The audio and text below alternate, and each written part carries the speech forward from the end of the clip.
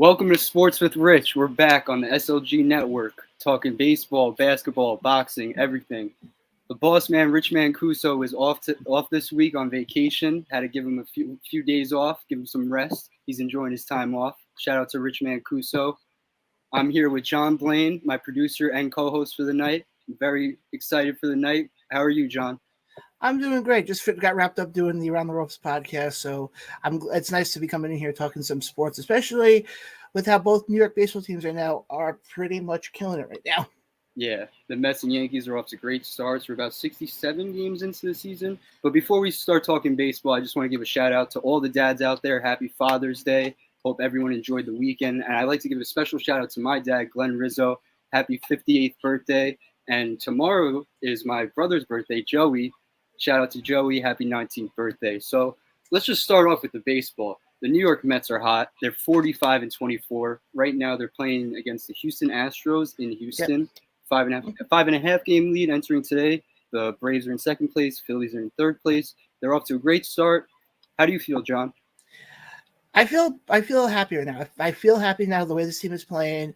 They're getting production from a lot of guys in this lineup that you would not think. I mean, we were talking before we went live. You look at the pitcher rotation. They have a guy going tomorrow, Carlos Carrasco, who's 8-2.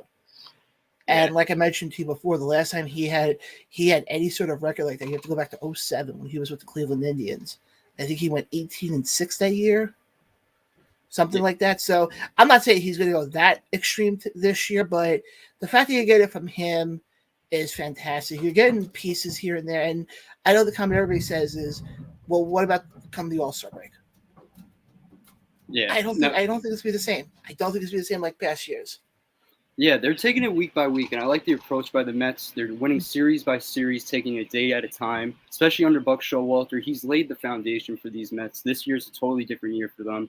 To start off, this homestand, they had a 5-2 record. They scored 32 runs in the homestand. They beat the Brewers 2-3 in the series, and they beat the Marlins 3-1. So they're firing on all cylinders, like you said, with the pitching. The hitting's coming there. Scoring with runners in scoring position is the biggest thing with them. And they're hitting with 2 outs, and we haven't seen that in past years with these Mets. But the thing also you got to look at with the Mets is a lot of times they always just be this team always be the team. They always go for the home run. It always be the home run. But they're not playing the long ball game. They're playing the short ball game. And what I mean by that is they're not you're not seeing guys on there like Francisco Lindor or Pete Alonso who are always going for the home runs. I mean, yeah, granted, we did have that special moment this past weekend with Alonso and Rizzo, which we'll get to in a bit. But they're getting the singles. They're getting the fundamentals, is what I'm trying to say. For sure. You see it in everyday baseball with the sacrifice flies. They had 23 sacrifice flies last year, all season. It ranked last in baseball. This season, they're top 5 with sac flies. They already have over 25. So they already beat last year's feat. Well, let me ask you this now, because you're obviously in the clubhouse, more times than I am. Is there a different feeling in that clubhouse this year? For sure. There's a different feel. They're very energized. They're hyped every night in, night out. And it looks like they care for one another. I was there on Friday night after, I call it the Lindor night. The first time his mother there at Citi Field, seeing him play as a New York Met, it was a really emotional night for everyone. Carrasco said it post-game after his phenomenal start. All he cared about was Lindor and how happy he was. Alonso said the same thing. And Alonso hit a grand slam on the night. So he has, 64 RBIs on the season. He's just stacking them up night by night. Yeah, but that's what I liked. It was the fact that we're getting this production from these guys. I mean, yeah, granted, it's nice to see Alonso's producing well. And we'll get to the other side, to judge momentarily. But with Alonso, he's really becoming the centerpiece of this team. And if he's going to be our foundation, I'm happy. Yeah, exactly. Like a year ago, we're having this conversation. A lot of people would say Alonso focuses on the home run ball, but his averages and on base percentage speak otherwise. He has a 357 on base percentage and 19 homers. Obviously, he's 4 RBIs away from tying Piazza's franchise mark for most RBIs before July. We have a comment from the queue, and it's from the Bayou City boys. And gee, I wonder what they want to talk about. Oh, something with Houston. Can't imagine. No, I can only imagine because they just give us the update right now. It's 7-0. Astros are beating the Mets. Okay. Yeah. We were saying before, the Astros are no joke. Other than the Yankees, and we'll get to them, The Yeah. Astros are the second best team in the American League, so I'd be very excited to see Astros Yankees in the postseason. I'm very excited for this upcoming week. They come in on Thursday night in the Bronx, so that's going to be an awesome series. And then Astros back in Queens for a 2-game set against the Mets on Tuesday and Wednesday. Yeah, something like that. It sounds about right. Because then it's lead up to the to the Subway Series. I think the week after. Yeah, so we have a lot of stuff to talk about on the SLG network. So I'm just looking forward to it week by week. It's gonna be sure. It's gonna be blast. Yeah, and like I said before, last Friday night, Alonso hit a grand slam in the 5th inning, along with Anthony Rizzo playing in Toronto for obviously the Yankees. In the 5th inning, he hit a grand slam. 6th time ever, Mets and a Yankee hit a grand slam on the same night. It's incredible. But like you look at this Yankees team, and one guy I want to look at quickly is Aaron Judge. I was talking about this with somebody at work today, and what Judge is showing right now is when you're not injured, you could actually do something. Yeah, for sure. And the funny thing with Judge, a lot of people say that he's injury prone, but the injuries, they're just random ones. He'll have a random slide in the outfield. He'll bang into the wall. He'll get hit by a pitch on the wrist. We see that with the Mets all the time. 50 hit by pitches this season leads the league.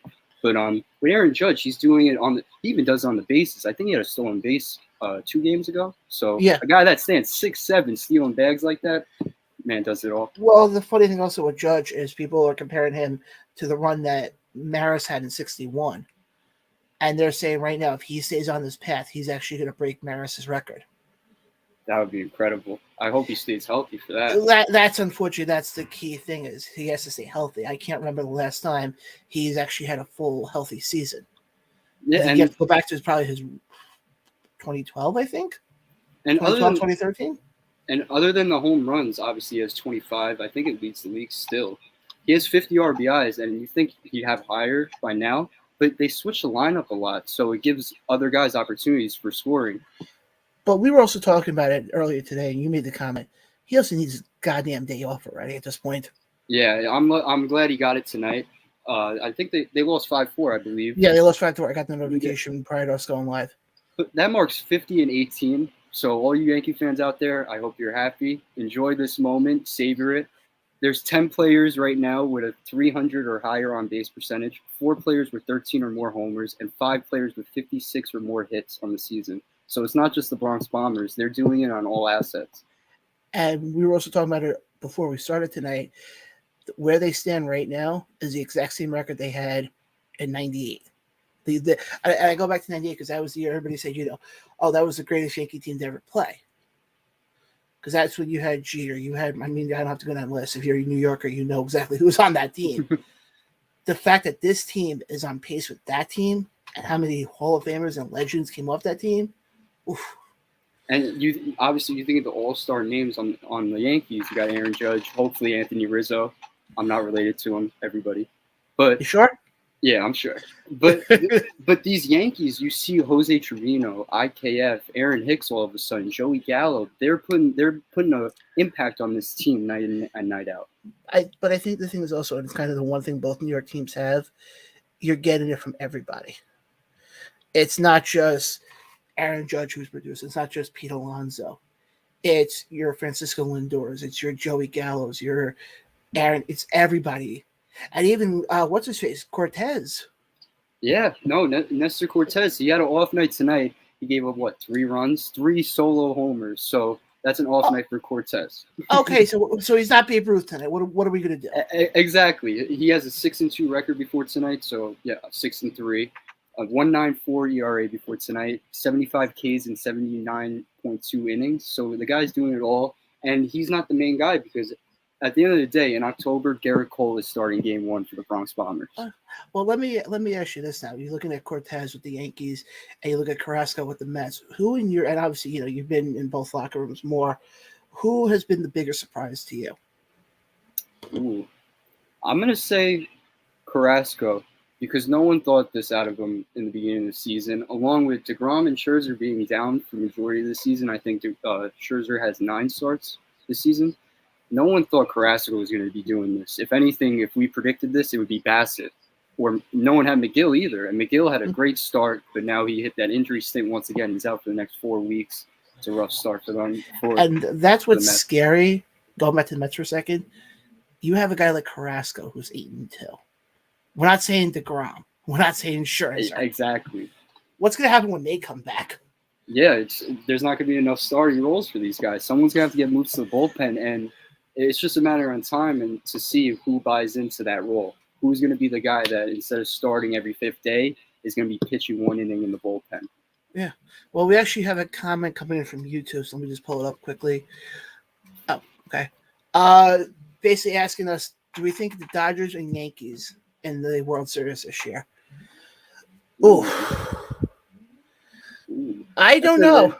That's a great question. As of right now, definitely the Yankees. The Dodgers are struggling with injuries. Mookie Betts fractured his rib, I think, on Friday night. Walker Buehler's out for the next month and a half at least. Craig Kimbrell's struggling out of the bullpen.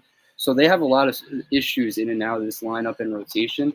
And the Padres are getting hot at the right time. I think they're tied for the NL West right now. Well, I would say this much. I think I agree with you on it being the Padres, possibly. I'll throw another name. In there, and people are going to call me a homer. I don't care. I think you got to have the New York Mets.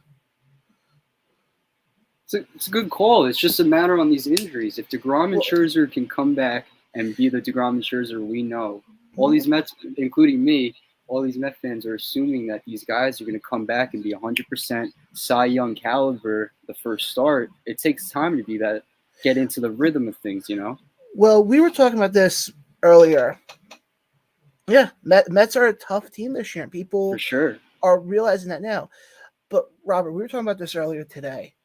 The New York, in regards to the Yankees for a second, they're like this year. They're like the Golden State Warriors. Yeah. And I bring that up because you look at Golden State when they were, with what they're going through right now. We'll get to the NBA stuff in a bit.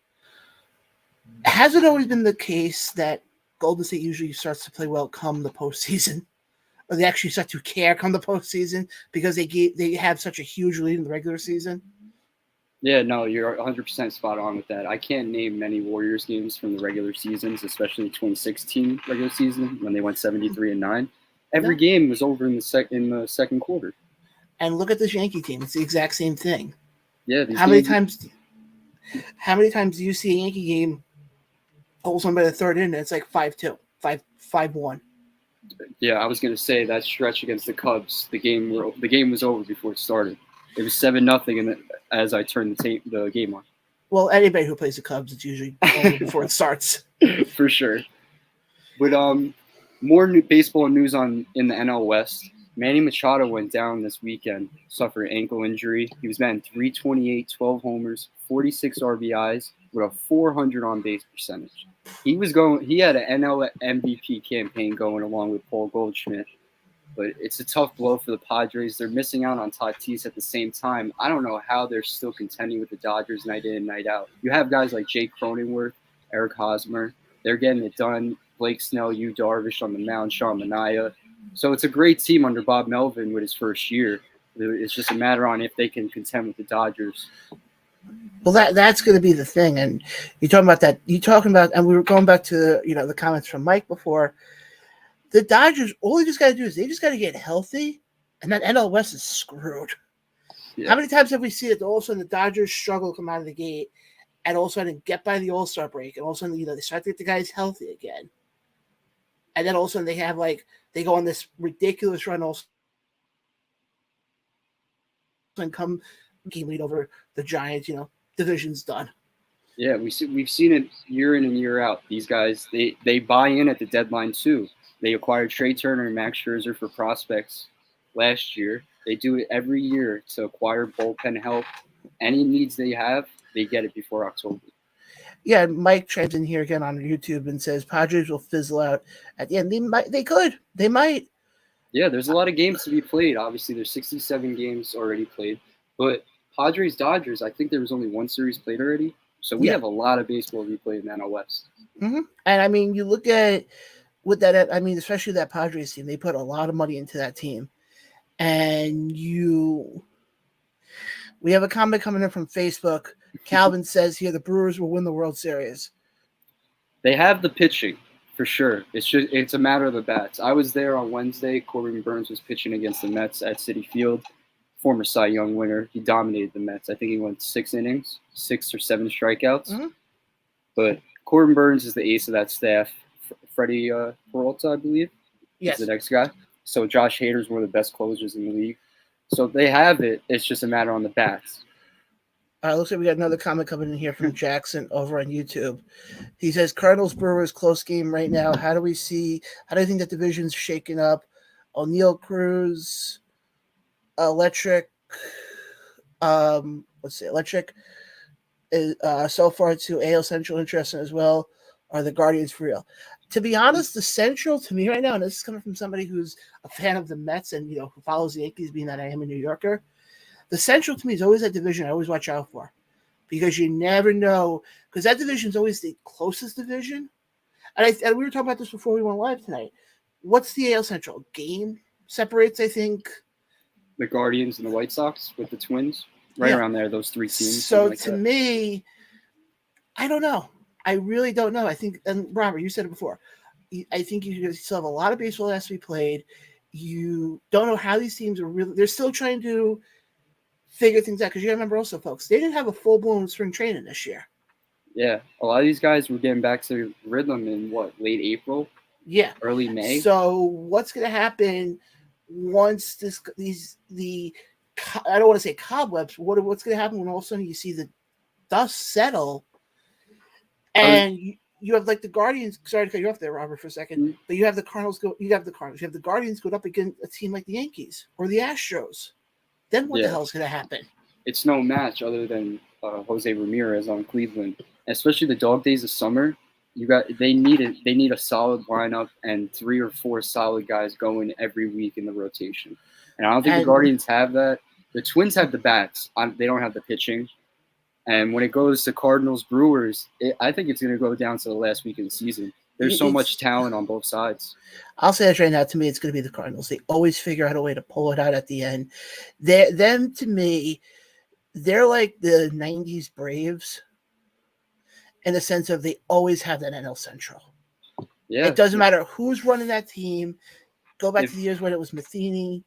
It's the same exact thing.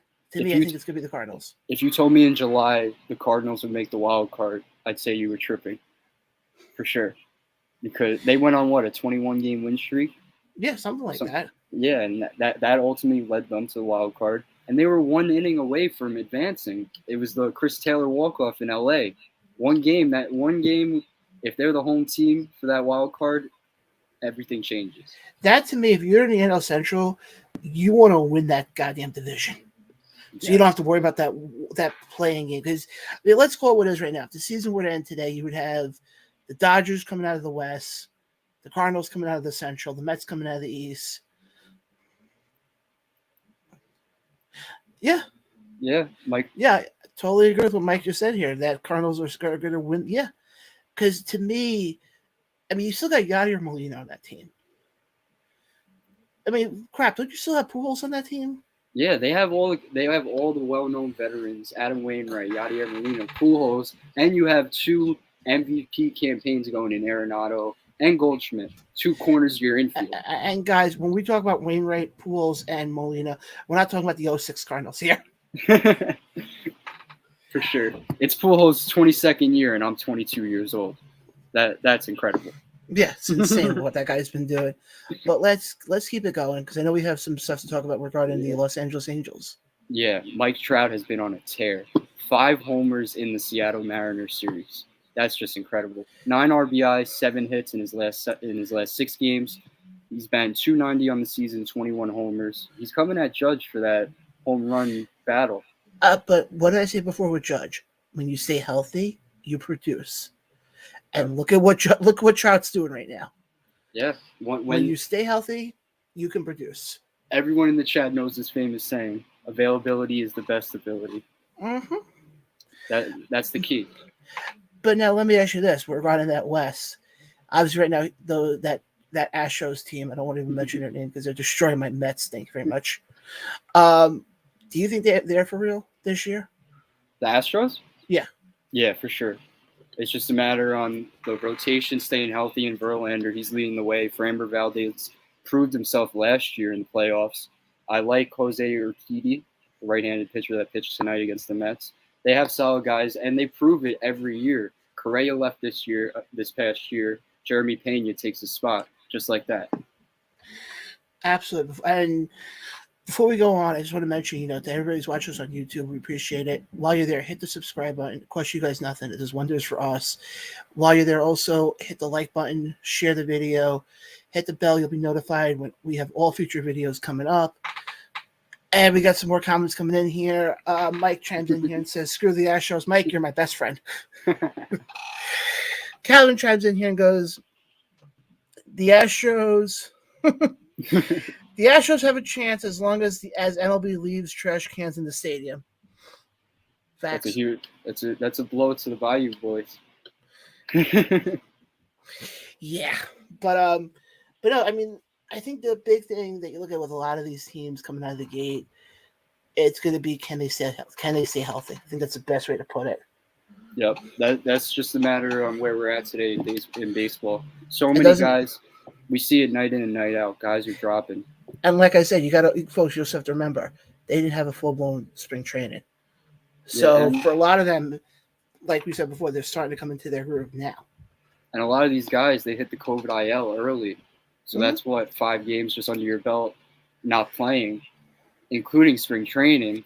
These guys are probably within the last 2 weeks just getting back to form. Yeah, absolutely. I totally understand it. Do you want to go now to the boxing stuff, or? We'll go to a quick break. Okay. Yeah. All right. So let me throw it over now to. Give me a second here. No problem. Let's throw it over to our Danos commercial. Great sponsor of the network. Guys, we'll be right back after this, and we'll let you know where we're going with after this. But you're listening to Sports with Rich right here on the SLG network. We'll be right back after this. What's good, everybody? My name is Caleb from the Bayou City Boys over here on the SLG network. Happy to announce that we are now working with Danos Seasoning. So if you're anything like me, you meal prep all the time, Danos is the way to go, man. They got multiple flavors. Hit them up. Be sure to use our code SLG network. Appreciate every single one of y'all. Peace. Spending money like it's nothing. I don't have a budget. Please don't get offended when you see the kids stunting. Got my queens with me, but it ain't no Scarborough bluffing. See, I'm riding solo while dependent bitches cuffing. I got all I need, me, myself, and I just love it. I've been gone. We are back on Sports with Rich on the SLG network. Thank you for tuning in. Like, comment, and subscribe. Share everywhere you guys can. I'm proud to announce July 29th, a Friday night, Abella Boxing Promotions returns with Bergen County Fight Night 2 at the American Dream Mall in East Rutherford, New Jersey. It headlines a 12-fight card. It's subject to change. It includes Julian Rodriguez as the main event, fighting out of Hasbrook Heights. He has a 21-1 record. He's returning to the ring after a 13-month hiatus. His last fight was June 12th against Jose Pedraza of last year. He lost in the 8th round of a scheduled 10-round fight. And also in the card, you have Michael Lee, Jade Ivory, Robert Terry, along with Carlos Venegas Nunez, who we will be interviewing tonight. Yeah, I'm looking forward to it because it's actually my first boxing event that I'm covering. So I'm looking forward to it. I think it'll be nice to see the up and coming guys in the boxing world. Yeah, it was awesome. The first time we had it was April 2nd at the Terrace located in Paramus, New Jersey. I think it was 10 fights, and it was an exciting night, historic night. It marked the first professional boxing fight in Paramus history. So for Abella Boxing, they're making a mark in New Jersey, and they're just starting it up. Yeah, and then this one's gonna be where at the American Dream Mall located in East Rutherford. It's right by MetLife Stadium, actually. Yeah, it's literally right across the street from Yep. me. Trust me, I've been there for reasons we will not discuss on this show. Until August with the Giants and Jets. Yeah, now the other reasons, but again, we'll discuss that later.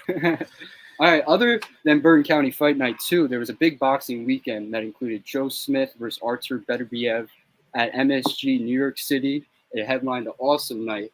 I wish I could make it, but I watched it on TV. The fight card was amazing. I believe it started at 6 p.m. and it just kept going until midnight. In the main event, Joe Smith Jr. lost to Artur Beterbiev, got knocked out in the second round. Beterbiev had 3 knockdowns on Smith, obviously knocked him out cold. Third light heavyweight title for Artur Beterbiev. He's 18-0 with 18 knockouts. Only fighter in the game right now with that record. And it's rumored that he's going to go up against Dimitri Bivol next. So tune in for that. That should be an awesome fight. That was at the Garden, or was that at the theater next door to the Garden?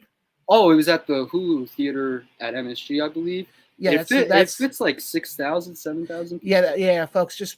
I don't want to get you guys confused here. That was not in the actual Garden itself. That was in the theater that's next door to the Garden. Yeah, trust me, if you haven't been there before, MSG is very confusing. I've gotten lost in Madison Square Garden before during a Knicks game. Yeah, believe me, I get confused, but that's me. Yeah, for sure. But what's the other big boxing news before we bring Carlos on?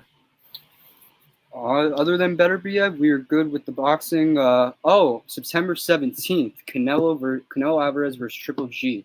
And the awesome thing about this event is they're having 2 separate press conferences, one in Los Angeles and one in New York.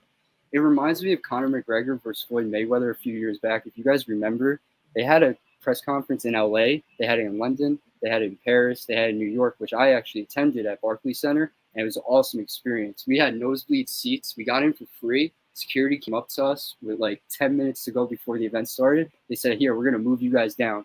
Just like that. And we were in the section 100s, right by McGregor and Mayweather. It was awesome. We got a comment coming in here from Calvin on Facebook. He says Triple G versus Canelo is going to be a banger. For sure. Looking forward to it. 2 days before my birthday, September 19th. Yes, folks. Believe me, we'll have more coverage on that between the Around the Ropes and Sports with Rich. But Robert, I think it's safe to say let's bring on our guests. Yeah, for sure. Carlos Venegas Nunez. So you want to give him the introduction? How's it going, Carlos? Welcome to Sports with Rich. What's going on, guys? Local fighter out of Port Chester, New York. How you doing? I'm doing all right. Watching the Mets lose, unfortunately, but that's part of New York sports. I actually love your shirt, man. That's an awesome shirt. Yeah, big Mets fan. Yeah, I see it on your Instagram. For sure. Yeah. So to start off with Carlos, you're 5-0 with your record, and you started in when, 2018? 2019. 2019, April, correct? Yes. Nice. Yeah, you're 25 years old now, so 2019, that marks what? You were 22, 21? Just about, yeah. I mean, it's not as active as I would like to have been, but, COVID happened right as I turned pro, and, I mean, I've got a lot more fights than some guys that turned pro about the same time as me. It's difficult, but my promoters and managers make it happen. Awesome.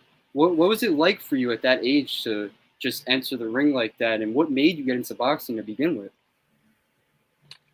Well, my uncle fights Muay Thai professionally, and just seeing him do that, and then he took me to the gym as a little kid, held the pad to my leg and kicked me, and I said, man, I'm not doing that. So he put me in the boxing gym, and then I put those gloves on and fell in love, never left at the age of 12. And then I've stayed with it up to now. It's just part of my life now. Awesome. And then the pro, I would say my last amateur fight, the amateurs is tricky because sometimes you feel like you won, but it's a point thing. And I feel like I have a pro style. I turn up in the later rounds. So the last fight in my amateur career left a bad taste in my mouth, and I was like, you know what, it's time to go pro. I thought I won the fight, and they gave it to the other kid. So we've just been pro and haven't looked back since. I ask a lot of fighters this. Do you call yourself a student of the game? Do you watch the sport right now, pro fights, local fights? I don't watch boxing as much as other people do, just because I'm in the gym every single day, so I don't want to get too tired. But I do watch the big fights. But I'm more like I like watching old school boxing fights and pick stuff from that. But the new stuff I don't really keep up to date with. But I definitely do the old stuff. I love that. So, Carlos, let me ask you this: for people who may not know, what got you into boxing? Was there a specific fight you saw? What got you into the sport? I came into the sport very unorthodox. Like I said, I came in from like seeing my uncle going to my uncle's fights, and I'm just like, man, I really want to do this. And then he put me in a, like I said, his gym. He kicked me, and I said, man, this is not for me. And then he put me into a local boxing gym here in Portchester at the YMCA, and I was there for a couple years. And then I went over to Champs, and I've been with Ryan O'Leary ever since. So I haven't left the gym since from that. Now, what? Obviously, you said before you're in the gym every day. Take us through what daily training is like for you as a boxer. Well, I also have a full-time job, so that it's into it. So I'm up. If we're like right now we're in fight camp, so I'll give you a fight camp thing. So I'm up about 5 a.m. I do my run, get ready for work. Work is 7:30 to 6. I go from I get to the gym about 7:15, and I'm in the gym for like about 2 hours. And then I'm out of there, and then if it's strength and conditioning day, we go LA Fitness and lift some weights and try to get some sleep in because it's right back to it the next day. I give you a lot of credit for that. I was gonna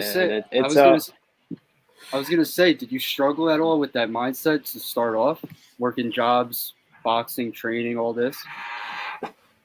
My father's worked 2 full-time jobs his whole life. So when I get tired, I sit down. I'm like, man, this man came from South America with nothing but the American dream. I can't complain if I'm working a full-time job in boxing. Boxing is almost another full-time job myself. So that's what I use for motivation when I'm a little tired. I'm like, man, this guy's worked 2 full-time jobs my whole life.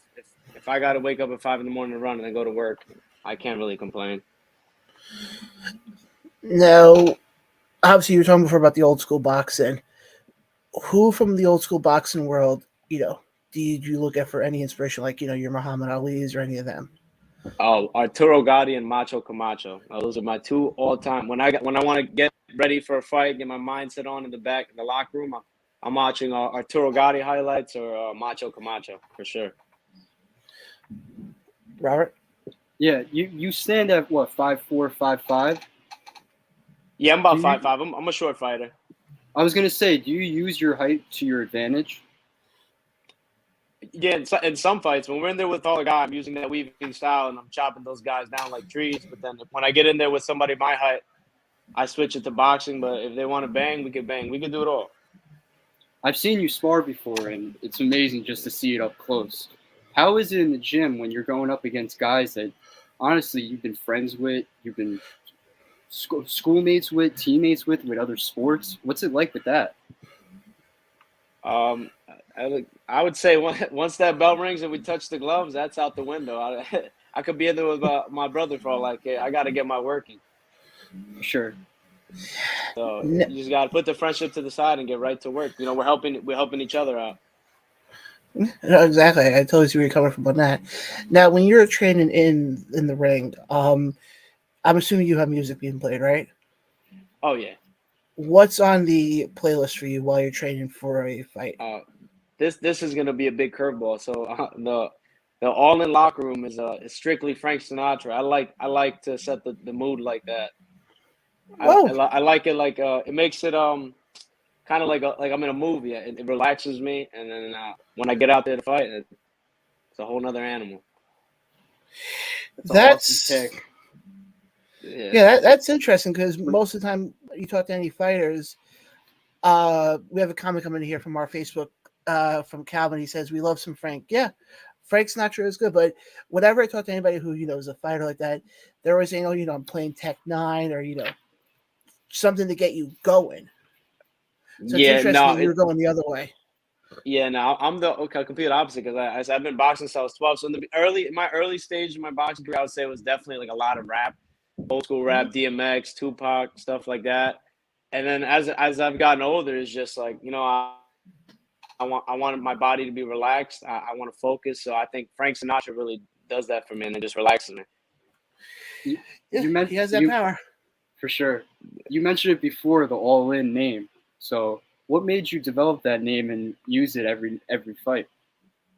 All In came from I come from a big like gambling family. Like we all like to gamble and stuff. So it's just something I've grown up with. And then when I came of age of gambling, it's just like That's all. Not all I do, but that's what I have enjoy my free time.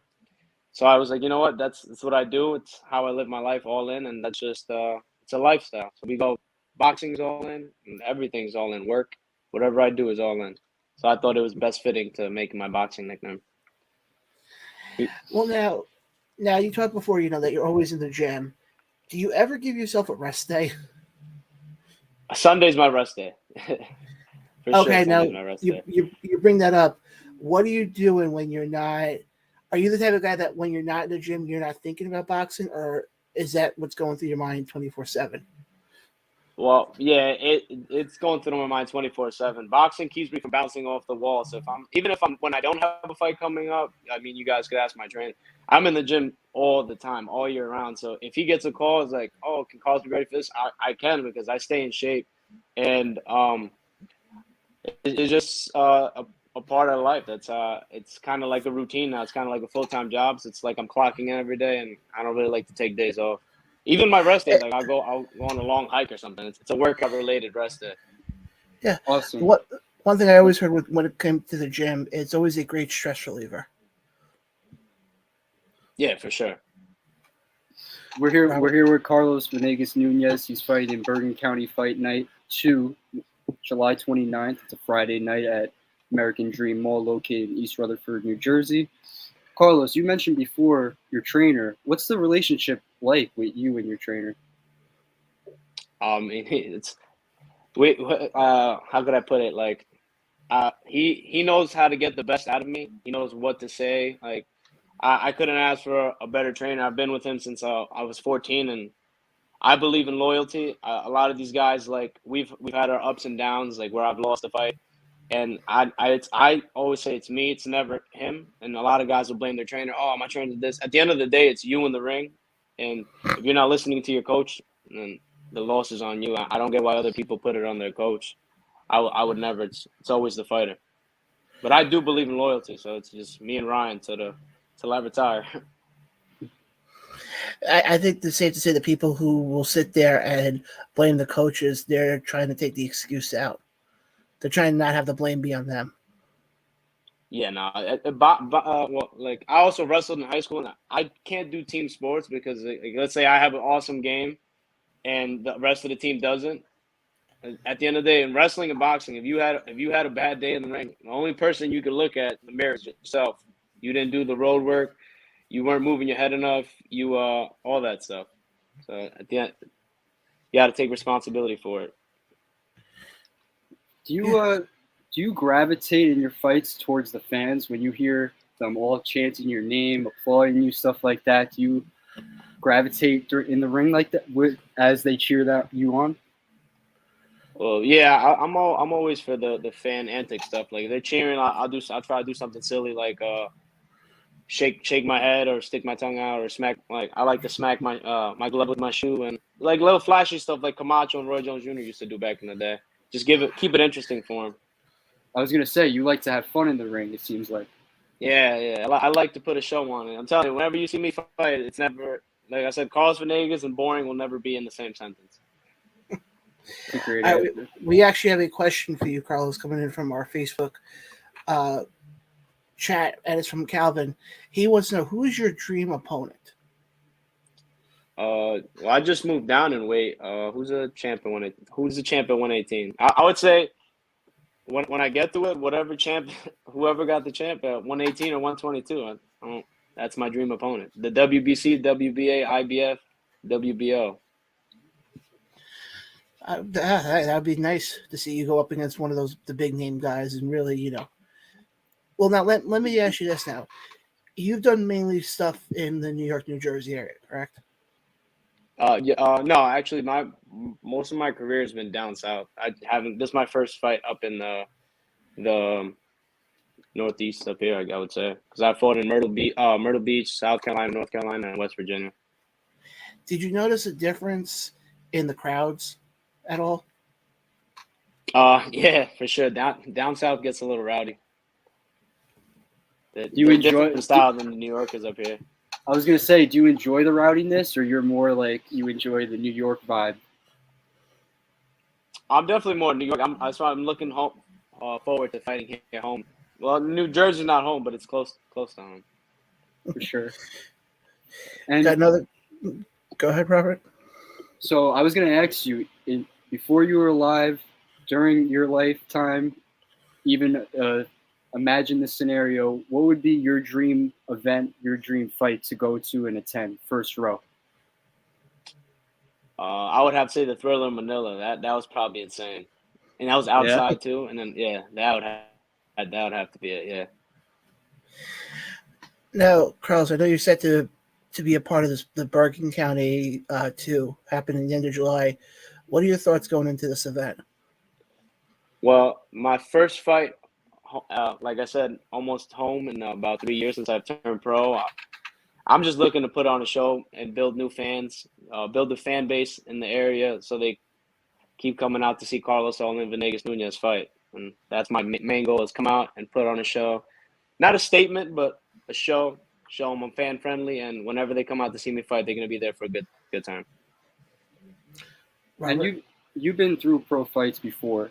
What's it like the lead up, the week of the fight? It's, for me, I can't imagine. I'd be stressing every hour on my phone, doing this, doing that. What's it like for you? It's nerve wracking. I can't lie. I mean, but everyone gets nervous in the locker room. The lead up to the fight, for me, I don't really feel it till the weigh-ins. Then after the weigh-ins, you get a little nervous. But as soon as I'm getting my hands wrapped, I'm in the locker room. I joke all the way till my fight. Once the gloves are on my hands, the joking stops. But till the gloves are on my hands, I'm fooling around nonstop, and that's just how I keep myself from getting too nervous. But everyone's different. I love to joke around, and like I said, once the gloves get on, then we mean business. Now, Carlos, last question from me. Obviously, we know you're a Mets fan, and we spoke a lot about the Mets before you hopped on tonight. How do you feel about the team this year? It's not the same old Mets, I'll tell you that for sure. I hope they don't fizzle out. It doesn't look like they are, but I think once we get Jacob deGrom and Scherzer back, it's gonna be a problem.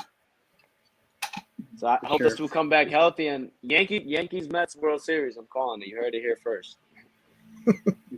Great prediction. I would love for that to happen. Great prediction from our guest, Carlos Venegas Nunez. We appreciate it. Yeah. Robert, do you have any other questions? Yeah, just one more. Leading into the fight, obviously you don't know your opponent yet. And in previous fights, I'm wondering, do you study your opponent with like film, say all their stats, little this and that? Yeah, I would definitely, when we get an opponent, my trainer and manager definitely vet them and be like, hey, this is what you need to work on, and we go from there. But our training camp is good enough. We come in very prepared. Awesome. We appreciate the time tonight, Carlos. For real. Thank you. Thank you, guys. Yeah, for sure. And always, you can join in and visit us anytime on the SLG network. Got you, guys. Thank you. Carlos, thank you. Guys, that was, what was his last? Carlos. Carlos Venegas Nunez. Great guy. He's one guy I'm looking forward to when that event happens. Like I said, it's the first boxing event I've ever been at. So I actually met him in February after a sparring session, and I got to interview him, and I noticed it during the interview. That kid is all in. He's motivated night in and night out. He works every day and trains every day. Well, when he said that, and he said that that Sunday's his only day off, that he's basically up from 5 a.m. to, I'm like, oof. Yeah, I can't imagine. I'm barely awake half the time. Even on days I don't do a show, I'm barely awake when I have to do work at 6 a.m. The fact that this guy's up every, wow. Incredible. I give him a lot of credit. Why don't we do this? Because we have about 15 minutes till we have our next guest on. Why don't we do the WWE stuff? Cut to a quick break. Then we'll come back and we'll talk some NBA. How's that sound? Awesome. Basically, for people who don't know, yes, I'm the producer of this show, but I'm also the host of the Run Ropes podcast. You can catch us right before Rich and the Wiz go every Tuesday night. We talk all things pro wrestling. So basically, the big thing coming out of the pro wrestling world right now is the ongoing Vince McMahon saga. And basically, I'll give you the quick update on it because literally I've spoken the last 2 shows about it, so I don't want to go into full detail. But pretty much, he is being investigated right now by the board of directors for supposedly giving a woman, a paralegal, $3 million in hush money. Over in AEW, really nothing's happening right now. You got Forbidden Door coming up this Sunday. It's AEW and New Japan in that show. We'll find out more about what happens with Forbidden Door coming tomorrow night when AEW Dynamite comes to you live on TBS. But other than that, really, there's nothing else going on. Or if you want to know anything else going on in pro wrestling, we'll go catch the Around the Ropes podcast. I hear the host really knows what he's talking about. Shout out, John. But yeah, other than that, though, I thought Carlos was great. And yeah, did you have any questions there, Mr. Rizzo, regarding wrestling before we go to our break? Oof, I have a bunch of questions about wrestling. I just don't know where to begin. So, we only have like 5 minutes. So I'm just going to leave it as is. No, you could ask. I'm giving you this opportunity. So why exactly do they do, for WWE specifically, why is it Mondays and Fridays with the scheduling? Out of all the sports and entertainment stuff, it's a Monday and Friday. No, hold on. Before we go to that, I have to bring up this comment here from Costa, who's my co-host, who says, "Not really, John." Yeah, Costa, go have fun there with your Toronto Maple Leafs. Okay. And we got a question coming in here from Bayou City Boys. Am I happy that John Cena's coming back? Yes, but I'm mostly curious to see how they're going to use him, because that's the big thing when it comes to pro wrestling. You could have these guys come back, but it depends on how they get used. But what was your question again, Robert? Exactly why in WWE? I was just wondering, why is it Mondays and Fridays with Raw on Mondays and SmackDown's on Friday? Well, SmackDown was on Friday because that's what they did with Fox, and with I don't know, honestly, don't know the reason why they picked Monday. Obviously, Monday Night Raw. Hello.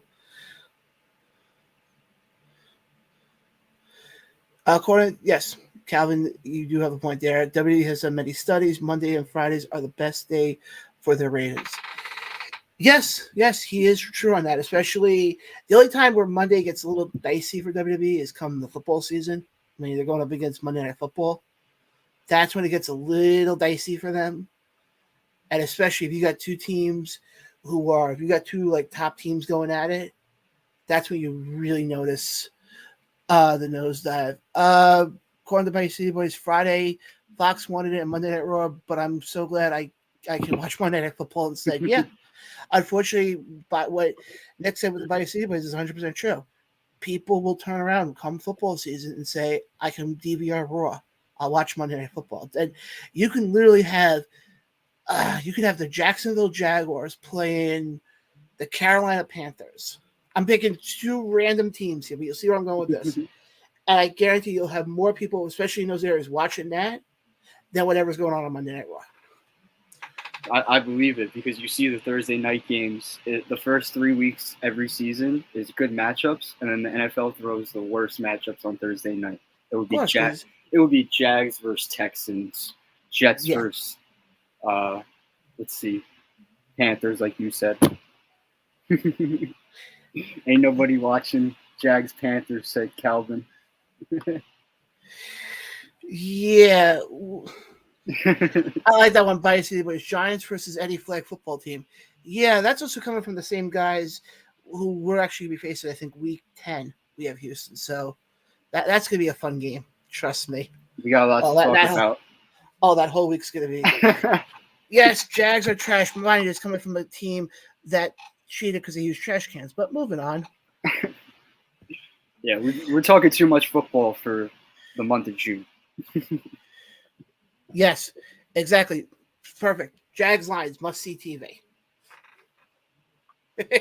People will tune into that. Meanwhile, in NBA, no one's watching. Sorry, Bayou Boys. No one's watching the Detroit Pistons versus the Houston Rockets. Unless you're in the Houston area or the Detroit area. Yeah. Okay, Bayou City Boys. There's only one loss. Let's calm your horses there a little bit there.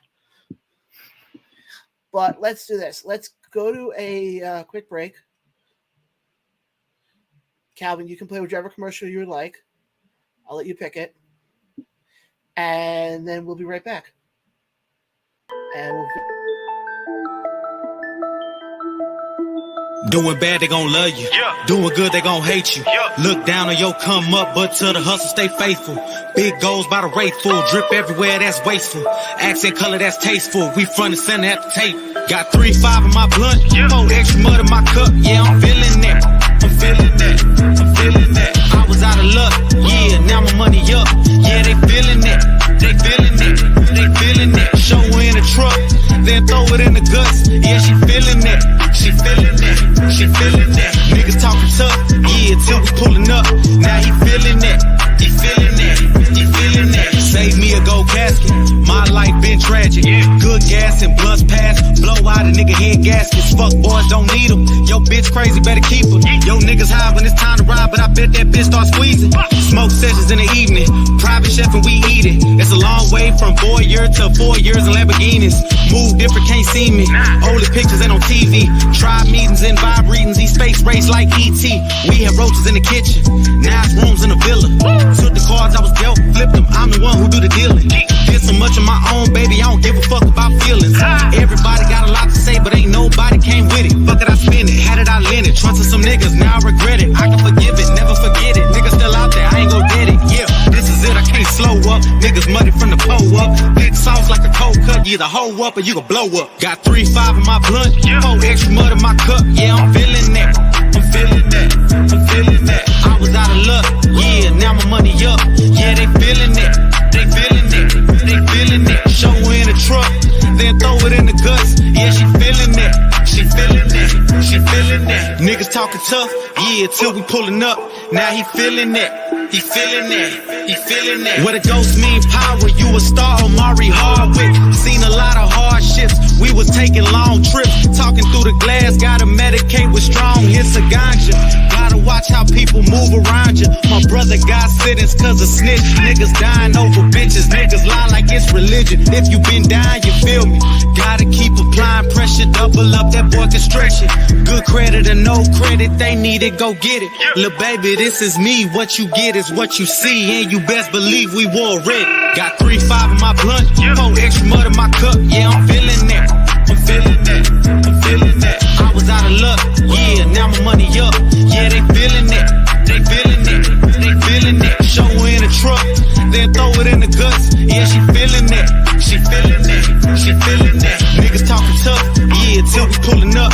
Now he feeling it. He feeling it. He feeling it.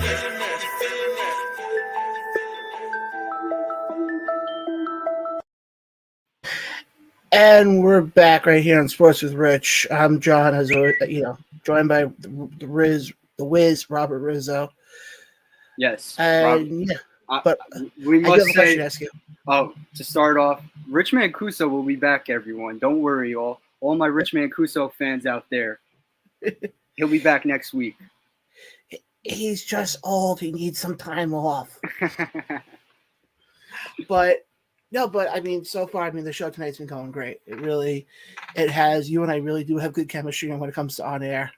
Yeah, for sure. And shout out again to Carlos Venegas for joining us. That was an awesome interview. Learned a lot about the boxing fight scene and everything.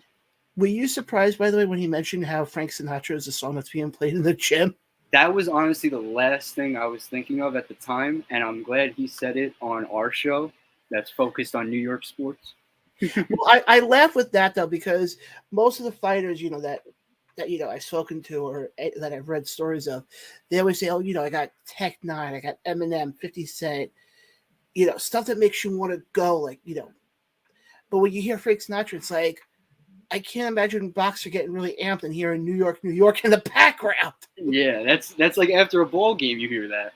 Yeah. I can't imagine before you go toe for toe with an opponent.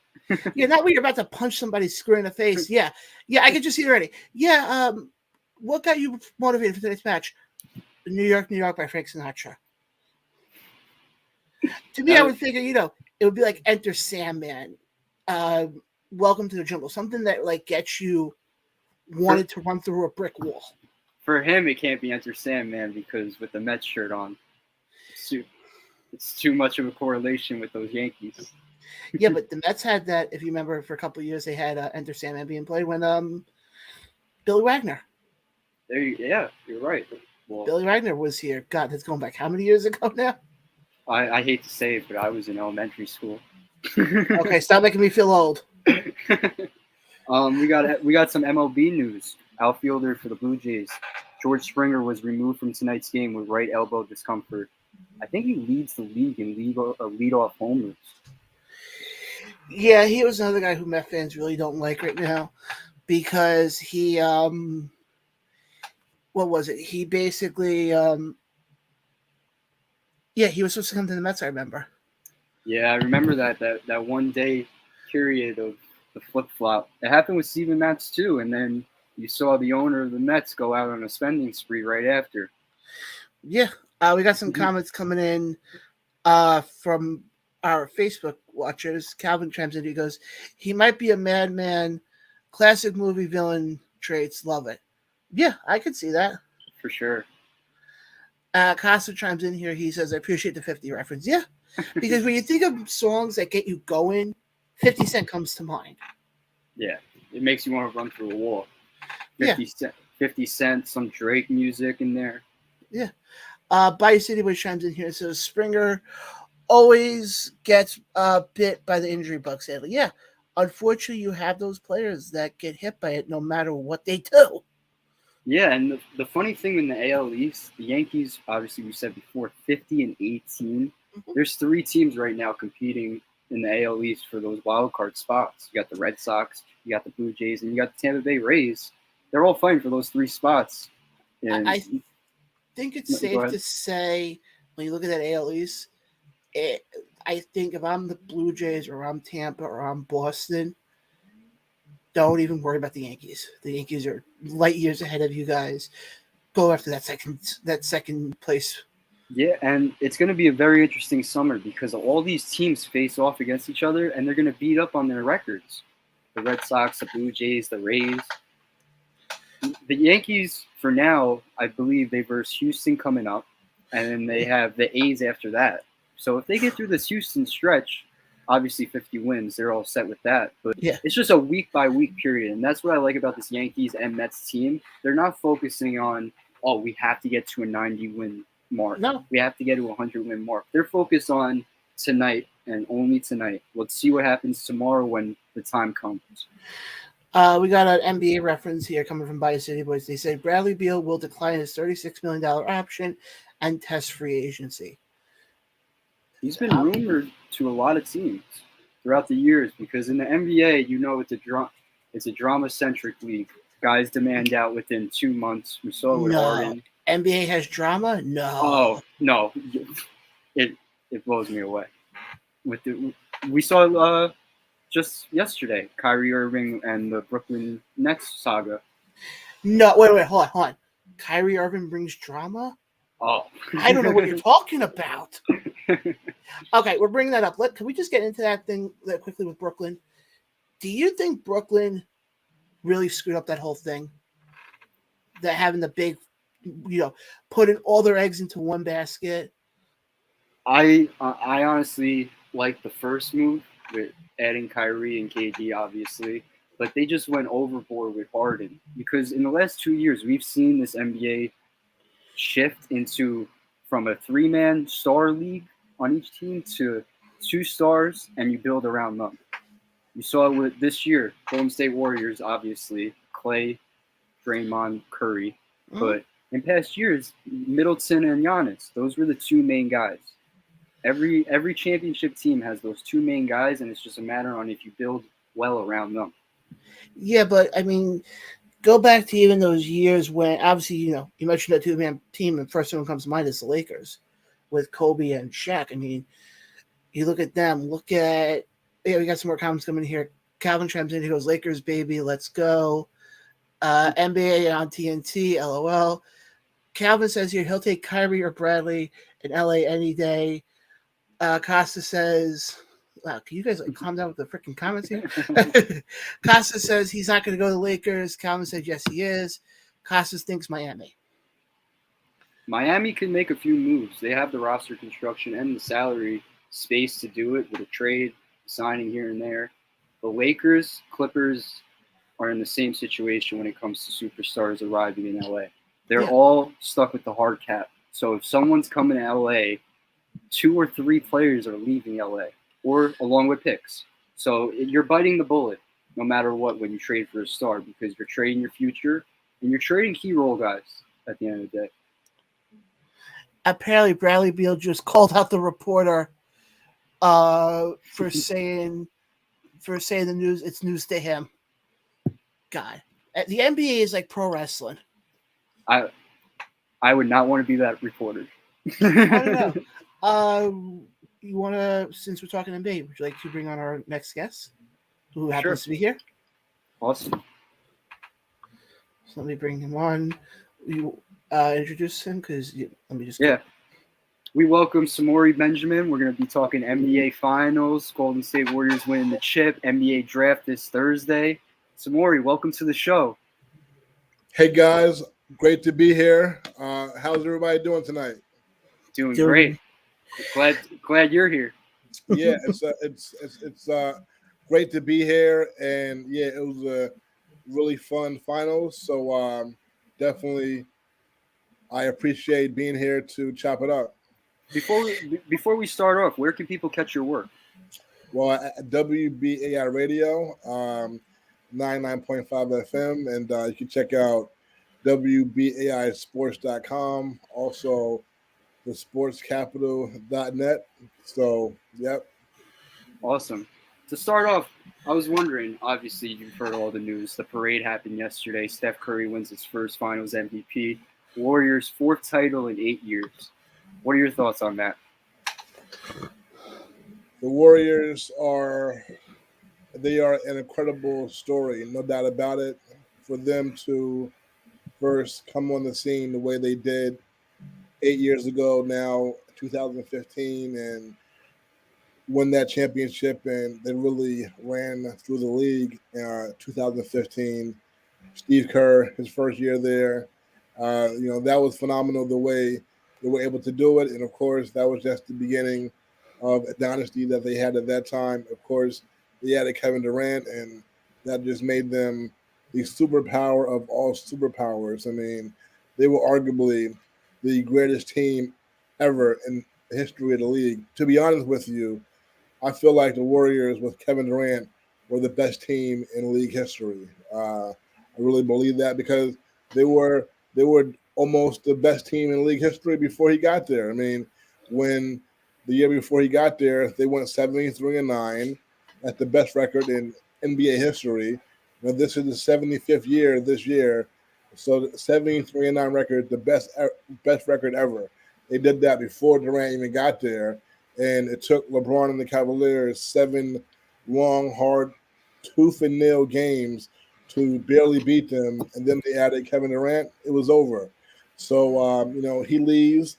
And it's interesting because when he was there, it just felt like, without him, the league was catching up to them, and that without him, they want to be able to win it again, even though we saw them win it without him. And like I said, how good they were before he got there. It just seemed like the league was, because the Warriors made everybody get better.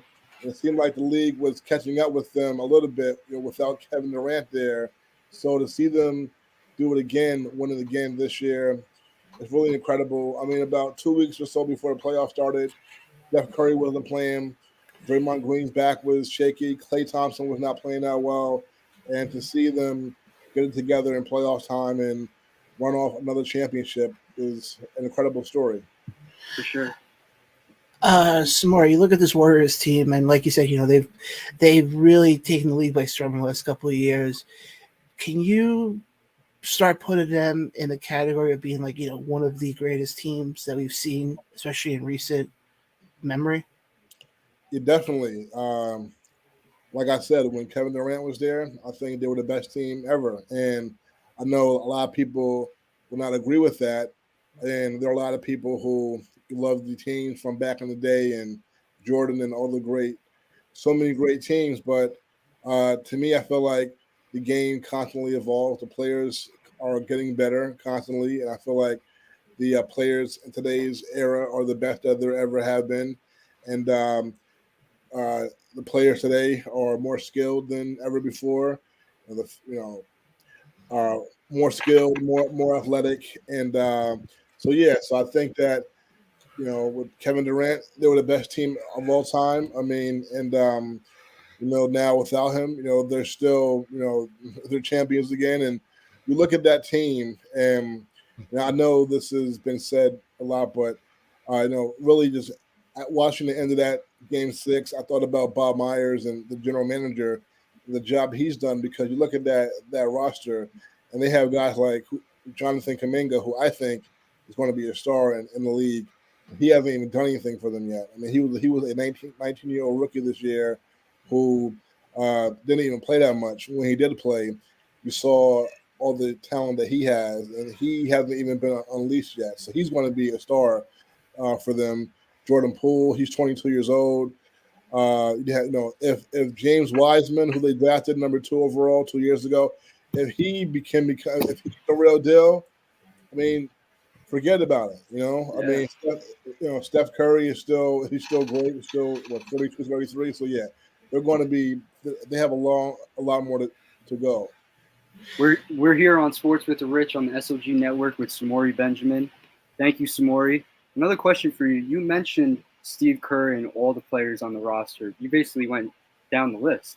But instead of Steve Kerr, the 9-time champion, 5-time player, 4-time coach, what are your thoughts on Atkinson remaining with the Golden State Warriors, Kenny Atkinson? And he was supposed to join the Charlotte Hornets. Yeah, that was very interesting to see. We heard last week that he was going to get the job to be the new head coach, and he would have been paired with Lonzo Ball, of course. Not Lonzo, but his more talented brother, LaMelo. That was going to be a pairing. But it's funny because when I saw that, I wondered how that would work because Kenny Atkinson is somebody who every time you see him, he looks stressed. He looks like he's not very happy.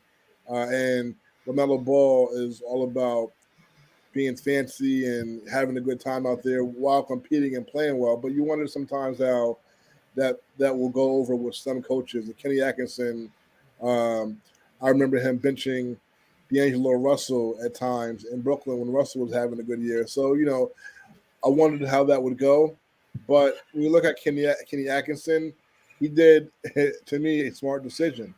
Being a head coach in the NBA is very stressful, okay? Especially when you just go to, a run-of-the-mill team like the Charlotte Hornets, which they've been the definition of run-of-the-mill team since they've been in Charlotte. I mean, since the original Hornets with Larry Johnson in the morning, since those days were over with, and they, left because the real Hornets are in New Orleans. They're the Pelicans now. Charlotte Bobcats came and they took the old Hornets name back from the Pelicans. So I mean, since the Bobcats have been there, who are now the new Hornets, they've been a run-of-the-mill team. So Kenny Atkinson, I mean, if he would have gone there, it would have been a lot of stress. Okay, he's with Golden State in a great spot. He's Steve Kerr's right-hand man on a great team. So he probably figures that he'll have other options down the line. And yeah, I talk about stress. Imagine having Michael Jordan as your owner, as your boss. I mean, Yeah. So yeah. We do have a comment coming in here from Facebook from one of our listeners, and he says the Warriors are a better dynasty than the San Antonio Spurs one. I mean, look, some people will tell you, and I heard Phil Jackson say this, that the Spurs are not a dynasty because dynasty means in succession, and the Spurs never won back-to-back, all right? They have 5 championships. They won 5 championships between 99 and 2014, but they never won back-to-back. So the true definition of dynasty is to consecutively, and Spurs never did it back-to-back. And the Warriors, we know that they won back-to-back in 2017 and 18, and they have 4 championships now in 8 years. So, yeah, I definitely think – I mean, look, I had no argument with that, and I just said that. I think that when KD was there, they were the best team ever. So, Yeah. Speaking of KD, that brings me to my next question: the saga in Brooklyn. KD and Kyrie played in 17 games this season together, 27 games together last season. What do the Nets do from here? To me, I feel like, look, I've been very critical of Kyrie Irving. I felt like he should have got the vaccine last year and joined his teammates. And if he did, the Nets probably would have had a much more successful season. And I feel like Kyrie has done a lot of things during his career that have cost teams and not been the best thing for him or the team. But right now, the Brooklyn Nets, I don't see how they can not bring him back. They have to find a way to bring him back because they've gone this far with him. I mean, he is their guy. They let him last season show up whenever he wanted to. He missed most of the year, but look, Kyrie Irving is a very talented player. Okay, make no mistake about it. And part of the reason why the Nets put up with all his crap is because they know they need him to win. Okay, if he was just some random player, they would have been cut ties with him. But they know they need him to win a championship because in order to win a championship, you need very talented players. Period. All right, the NBA is filled with talent, filled with great players, and if you have any chance of winning a championship, you need great elite players. We know Kyrie Irving is that. We've seen him play at the highest, greatest level in the finals with LeBron against the Warriors, okay, against Steph and all those guys, okay. We've seen him outplay Steph on the final stage, outplay him and Klay Thompson. So Kyrie Irving is just that talented of a guy. And the Nets, if they let him go, how are they going to replace him with somebody who is better or close to as good as him? And I feel like now that the vaccine is not an issue, all right, you would expect him to be on the court now. And look, Kyrie Irving at the end of the last season in the press conference when they got swept by the Celtics, he made some comments where he was looking, in retrospect, he said that he might have made some mistakes. And you would think at some point he knows, for one, you got Kevin Durant, his guy who is relying on him, who they came there together, and he completely, I mean, he had to see that he owes KD, that he let him down in some way.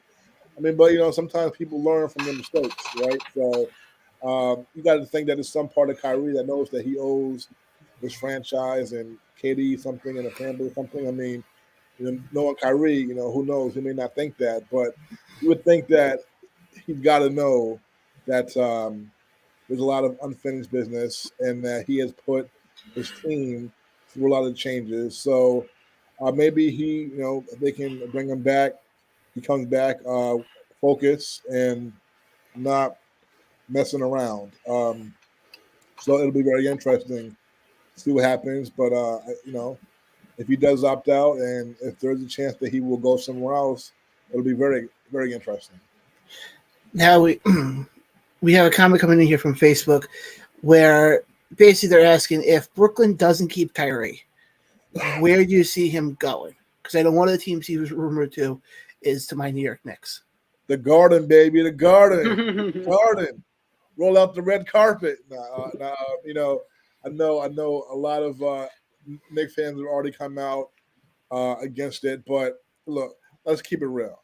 Well, I don't know. I mean, I feel like if Kyrie was to go with the Knicks, the way a lot of Knicks fans are right now, I feel like deep down, a lot of Knicks fans would be happy and they would root for him.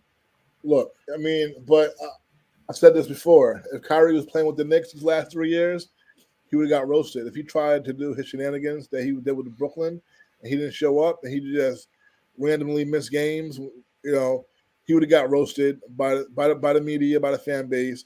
And I feel like Brooklyn Nets fans were just happy to have stars pick them. So they didn't hold their stars accountable. They were just happy to have Kevin Durant and Kyrie Irving. So they weren't going to boo him and hold his feet to the fire for not showing up. But if he was with the Knicks doing that, it would have been a whole different story.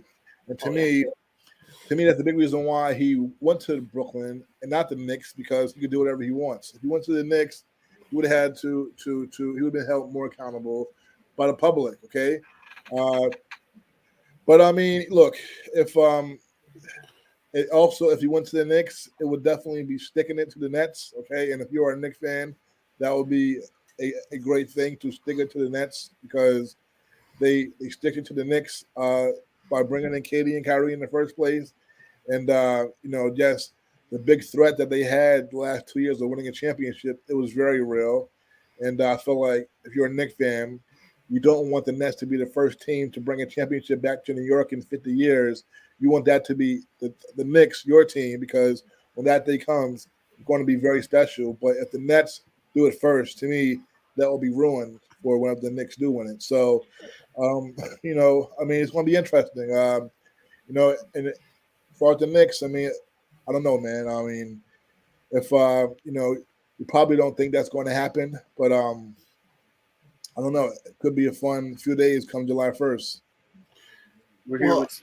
Go ahead. No, go ahead. I was going to lead into my next topic with the NBA draft, and a lot of these fans, NBA fans across the world, they love talking trades. They love talking free agency, but the championship rosters are constructed during draft night. We've seen it with the Warriors and Celtics. Curry, Draymond, Clay, Poole, they're all drafted. Tatum, Smart, Brown, Williams, drafted guys. So as much as fans want these free agents, it's built on draft night. What are your thoughts on that? Yeah, I think it can be built both ways. It can be built through the draft, or it can be built. But you know what? You just have to get the best players. You know, you got to get great players, however that is. I mean, the thing is, it's hard to get great players through free agency or through trade. So you definitely hope that you can pick a guy in the draft who can become a star for you, or who can become a major contributor to your team. But it's the draft is kind of it's you don't know what these kids are going to be. I mean, there's so many guys who we thought were going to be great players in the NBA and weren't. So a lot of guys who people slept on, who ended up being great players. You know, like even I mean, so I mean, and there are teams like the Knicks who are always in the draft lottery. Sacramento Kings always in the draft lottery, and they pick all these young guys every year in the high in the draft, and they never win anything. And I mean, one thing about it is that it's hard to win with a bunch of young players.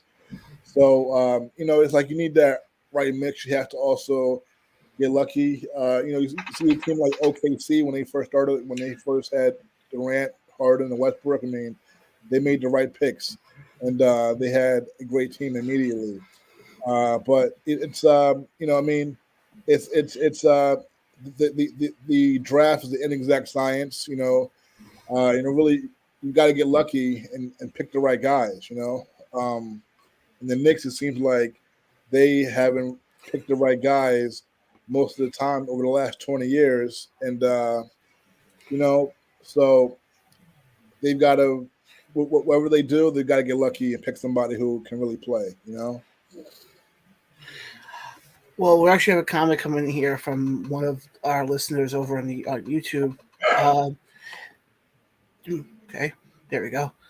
How do you see that? Basically, what they're giving their top three predictions. How do you see the top three picks playing out Thursday? Well, you know what? So I see he has Chet Holmgren going first to the Magic, followed by Jabari Smith to OKC and Paolo Banchero to the Rockets.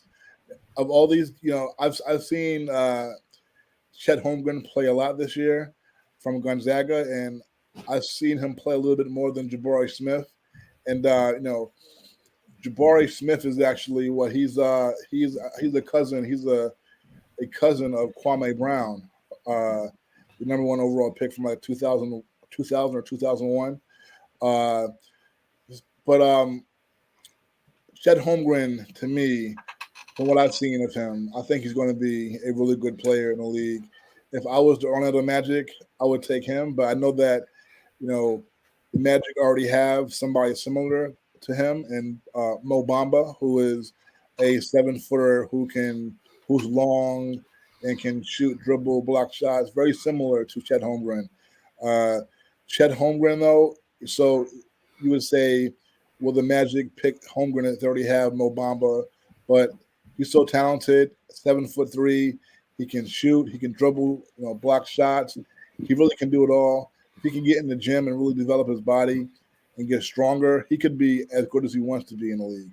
So if it was me, if I was Orlando, I would take Chet Holmgren. I haven't seen Jabari Smith play as much. I saw him play a little bit last year, and he's another one of these guys like Chet Holmgren, who comes into the NBA very young at 19 and really has a lot of development left before he really is going to be a major factor in the league. He's very skinny. So is Chet Holmgren. Paulo Banchero, to me, has an NBA-ready body right now. So I think he's going to be really good for the Rockets. I think that could be a really good pick. But Jabari Smith, man, I mean, he needs to get developed physically more. So I have my, I'm not as sure about him, but Chet Holmgren, I think he's going to be a very good player, but it could take 2 or 3 years for him to get stronger and really develop. But eventually he's going to be, I think, outstanding. It's funny you bring up the body type with Paulo Banchero, and immediately I think of a young Carmelo Anthony or Tobias Harris. That's what I see in Paulo Banchero, just the body type. And with Paulo, that's just one comparison, but we'll play a little around the horn. So for the next guy, Jabari Smith out of Auburn, 6'10", he averaged 16.9 points per game, 7.4 rebounds per game. Could you compare him to a current NBA player? I've heard people compare him to Kawhi Leonard. I've heard people say that he has some Kevin Durant in him, yes, in terms of he's long and lanky and kind of play the swingman position. I think that, like I said, he's so young still, and to me, he's so raw. I would say, he reminds me a little bit of Stacey Augmon. Stacey Augmon played in like the 90s and early 2000s. We called him Plastic Man, very athletic, very good on defense. But I think that Jabari Smith still has a lot of offensive game that he needs to develop before we really are sure what he is. And I think it's going to all come down to how hard he works and how much the team that drafts him works with him through his development. Because I think that he has really a lot of growth in his game. He has the athletic ability and he has the measurables. Talent is there, but he still has, to me, a lot to work on his offensive game. To me, honestly, from what I saw, I'm not convinced that he's going to be a big-time player. Like I said, it all depends on how hard he works and develops. So, he's somebody who, if he turned out to just be like an okay role player, and a lot like somebody like the guy who was drafted out of Kentucky, number 2, the same year as Anthony Davis. I forget his name. He was drafted number 2, but anyway, there's a lot of guys who get picked high in the draft. A lot of number 2 guys who don't turn out to be that great. So I hope I'm wrong. I don't want to wish ill will toward Jabari Smith, but I need to see more before I'm convinced that he's going to be big time. We're here with Samori Benjamin on the SLG Network, Sports with Rich. My next question, same exact thing. Chet Holmgren, who do you see him as? 7'5" wingspan. That's incredible. Yeah, I mean, and I said the game's constantly evolving. So sometimes you see guys who they are just something like you never seen before. But Kristaps Porzingis, he has similarities to Porzingis. I mean, he's about Porzingis' height. He can shoot, okay, like Porzingis can shoot. He's a shot blocker. I think he has better dribble than Porzingis. And they talk about how much of a motor that Holmgren has, and how he is he's very serious, and how bad he wants it on the court. And so like he has a mean streak about him at times. So that could be a really good thing, because sometimes Porzingis seems like he's a little passive, and we all see his talent, but we're kind of waiting for him to. We waited for him to really take his game to that next level. He really hasn't. Yeah, I'm sorry. My man, the SLG Network said Michael Kidd Gilchrist. Yeah, that's what I was talking about. Number 2 pick, same year as Anthony Davis, and really wasn't all that. But no, but Holmgren definitely similarities to Porzingis, and even Kevin Durant. If Holmgren can really work on his game and continue to work on his handle, I mean, he has some Kevin Durant in him as well. You know, a very 7-foot guy, taller than 7 foot, 7'3", who can do it all out on the court. Okay, so but more Porzingis than KD, because KD, in terms of scoring the ball, is on another level.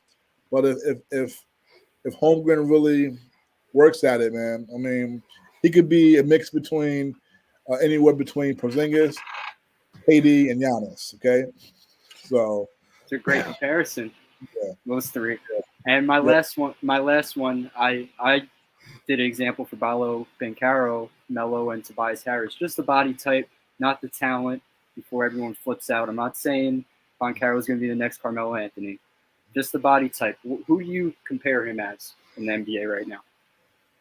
Well, I'm going to drop a little bomb for those who do not know, have not heard of this from my mouth. But to me, if he turned out to be a Carmelo Anthony, to me that would be a disappointment, because I'm not the biggest Carmelo fan.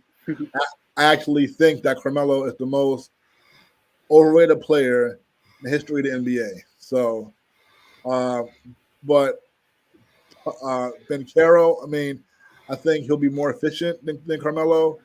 I think that who does he remind me of? That's a good question. And I mean, he really reminds me just of a new age guy just doing what he does. I mean, I can't really say that anybody specifically. I mean, he has some similarities a little bit to Blake Griffin, a little bit, just in terms of his body type.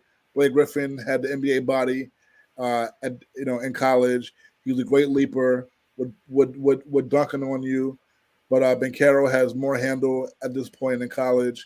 He has a better shot at this point in college. But he definitely just reminds me of someone who I think can do it all, is physically gifted, and he's another guy. If he just works hard on his game, focuses, and is not just satisfied with being in the NBA, he really takes his job seriously at a young age, he can be a great player. He's definitely a great talent. I definitely see some special things from him if he can just stay focused and work. I got one quick question just to add, because I've been listening to this whole thing.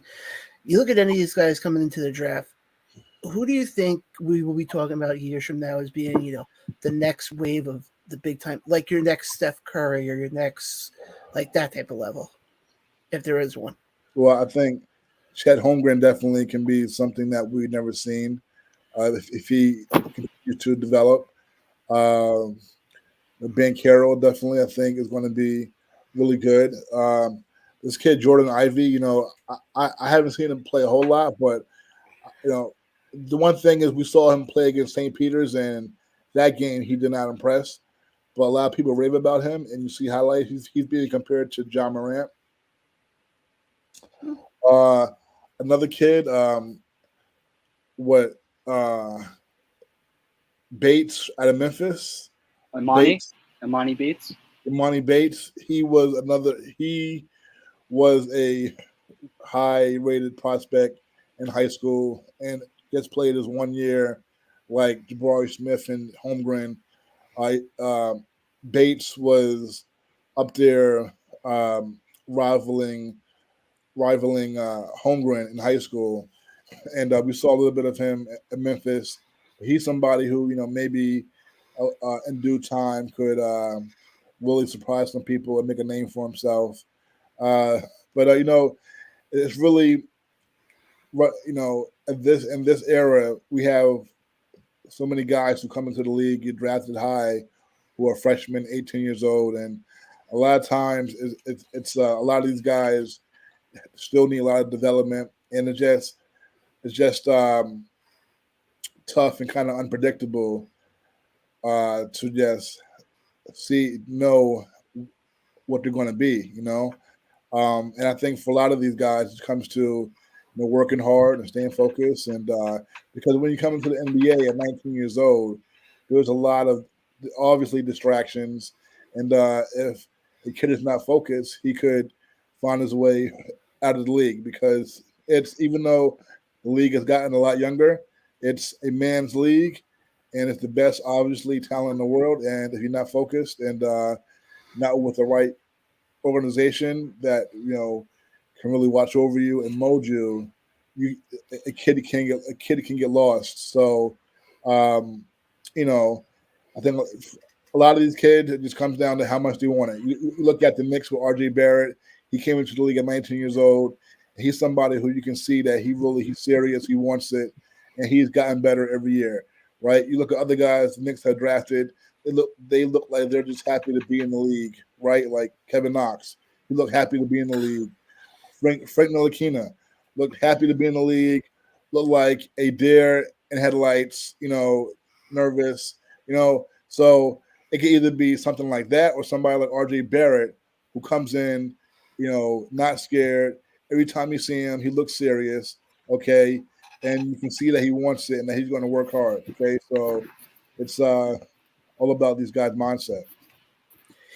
Yeah, and you talk about the Knicks. I'm a Knicks fan, and I hate to admit that a lot of times because his team has absolutely been terrible for years. Do you think they have any shot or any shot of having any sort of relevancy either coming up this season or going further? Man, I hope so. You know what? They just did coming into this year after a good season for their standards the year before, and then they take a step back again, and now it seems like they're back to what they've always been, a losing team who players are scared to play for. I think that a lot of guys would love to play for the Knicks, but the Knicks have got to be a good team, right? When the Knicks are a bad team, it scares players away. But it scares players away from playing here when they're bad because no one wants to come to the Knicks, come to New York and be bad. It's not going to be pleasant for them. And really any team that is not a winning team, that's a losing team, you don't see star players or anybody wanting to play for them, right? So the Knicks has to. People talk about nobody wants to come play for the Knicks and all that.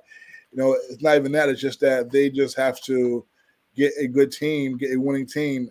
We saw in the playoffs 2 years ago in Atlanta when we were playing Atlanta how the Garden was rocking. All the NBA stars saw that. They were all tweeting about it. They saw how electric it was.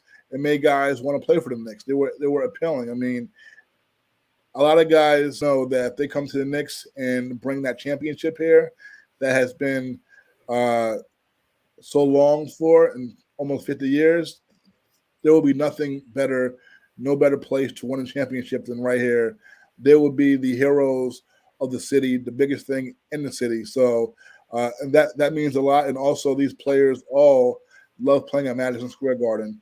They all come here and talk about how Madison Square Garden is their favorite place to play. All right, we've seen LeBron say that so many times. We saw Kobe say that. We saw Zion when he was here last year. He was.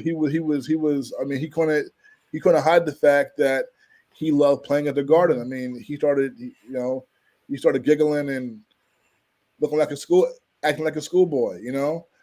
So like these players love playing at the Garden, and the Knicks have a good team. They would, I think, love playing here. So I think they have hope, but they just have to get back to being a good team again. So it will attract these players, and these players will not be intimidated to come play for the Knicks.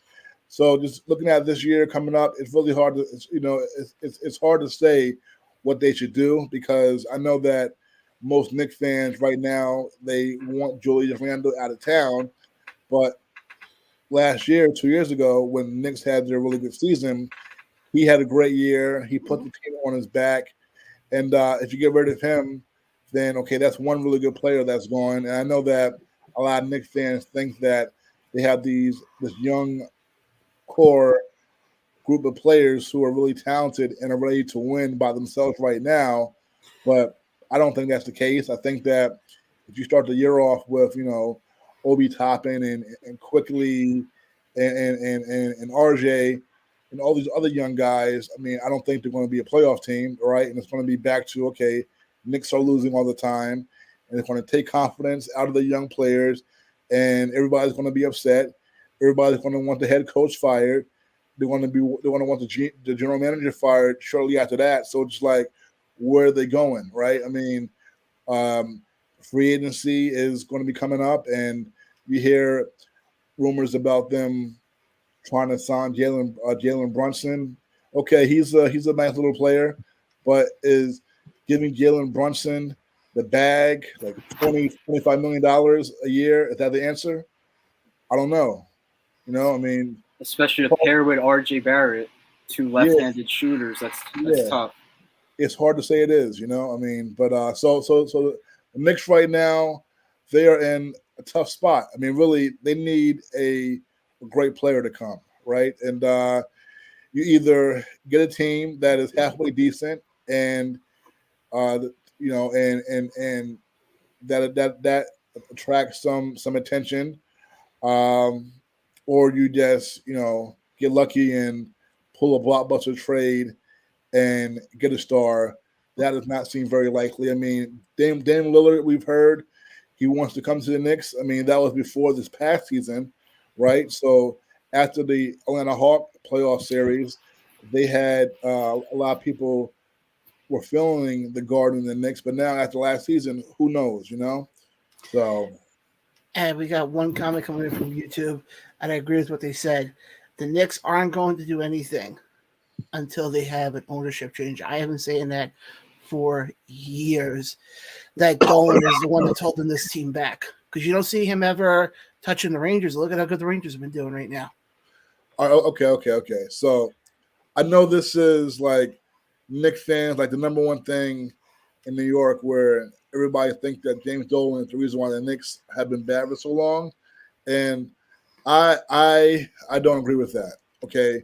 I think the Knicks' biggest problem the last 20 years is that everybody they bring in here, they choke under the pressure. Okay.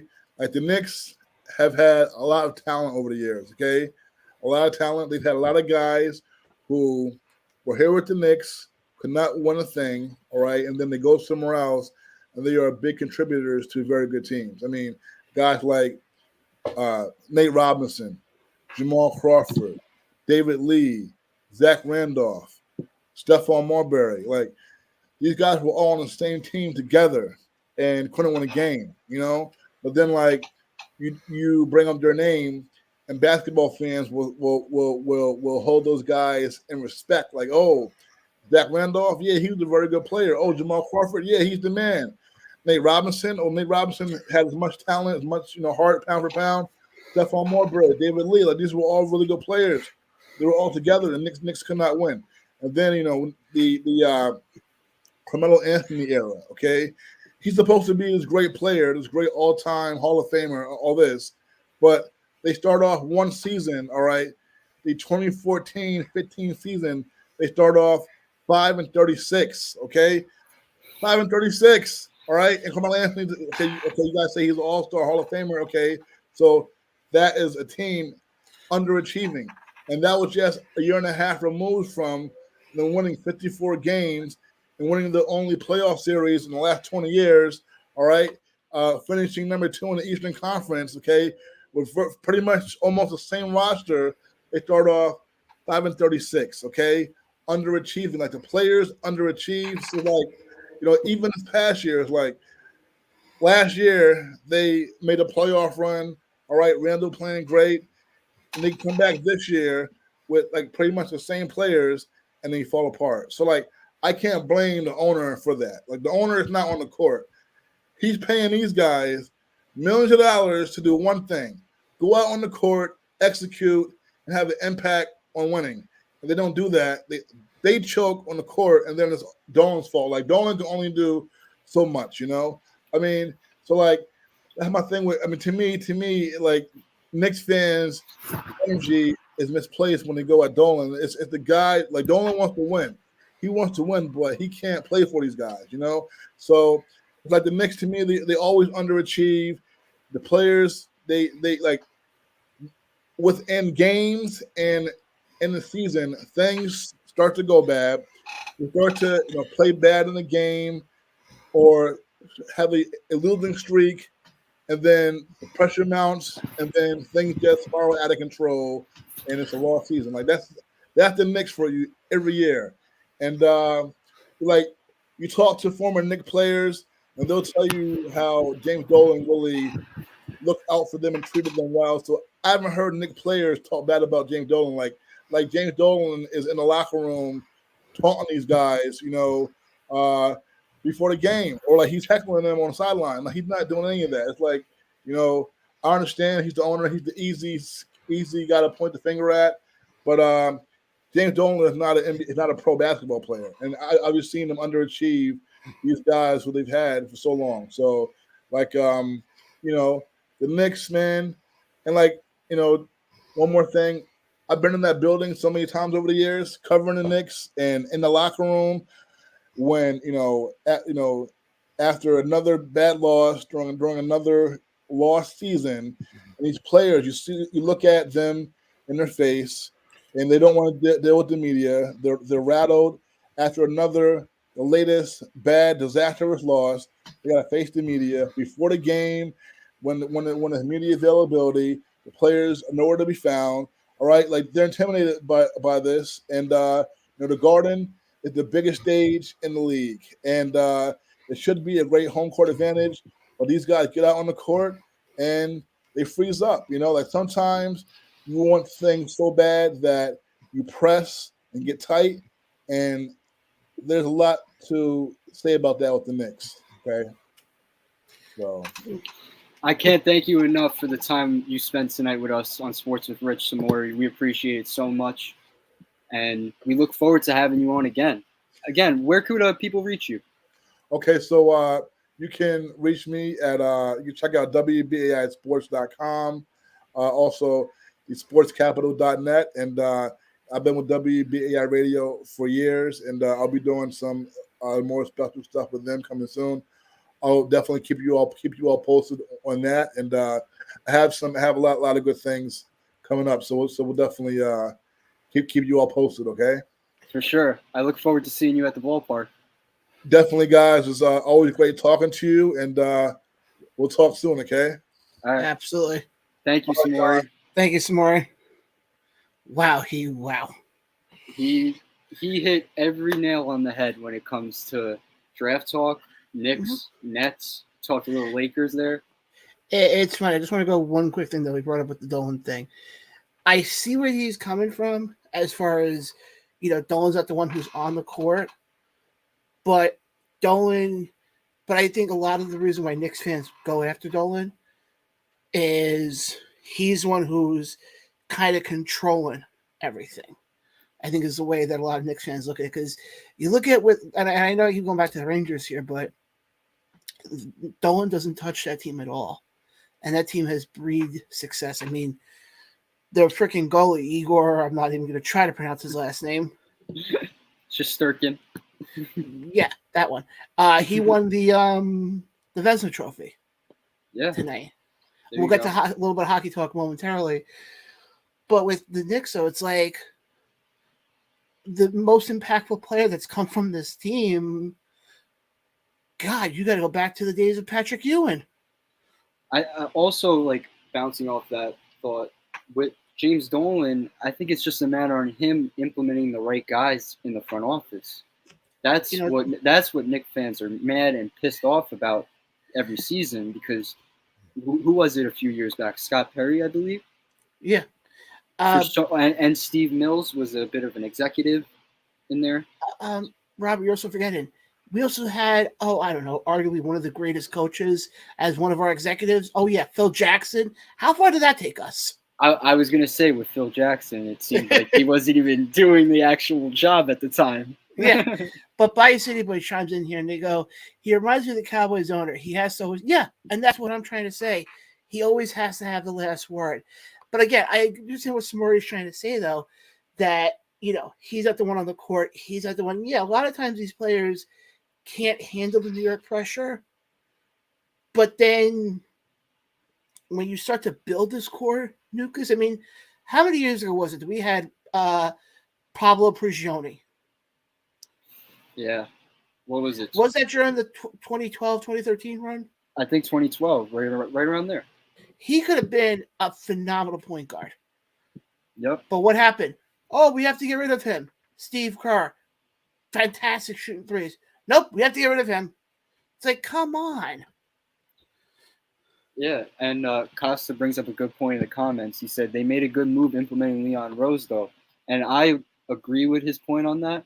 It's just we're waiting on Worldwide West and Leon Rose to make that big splash, that big trade, that big signing. Someone said it before in the comments.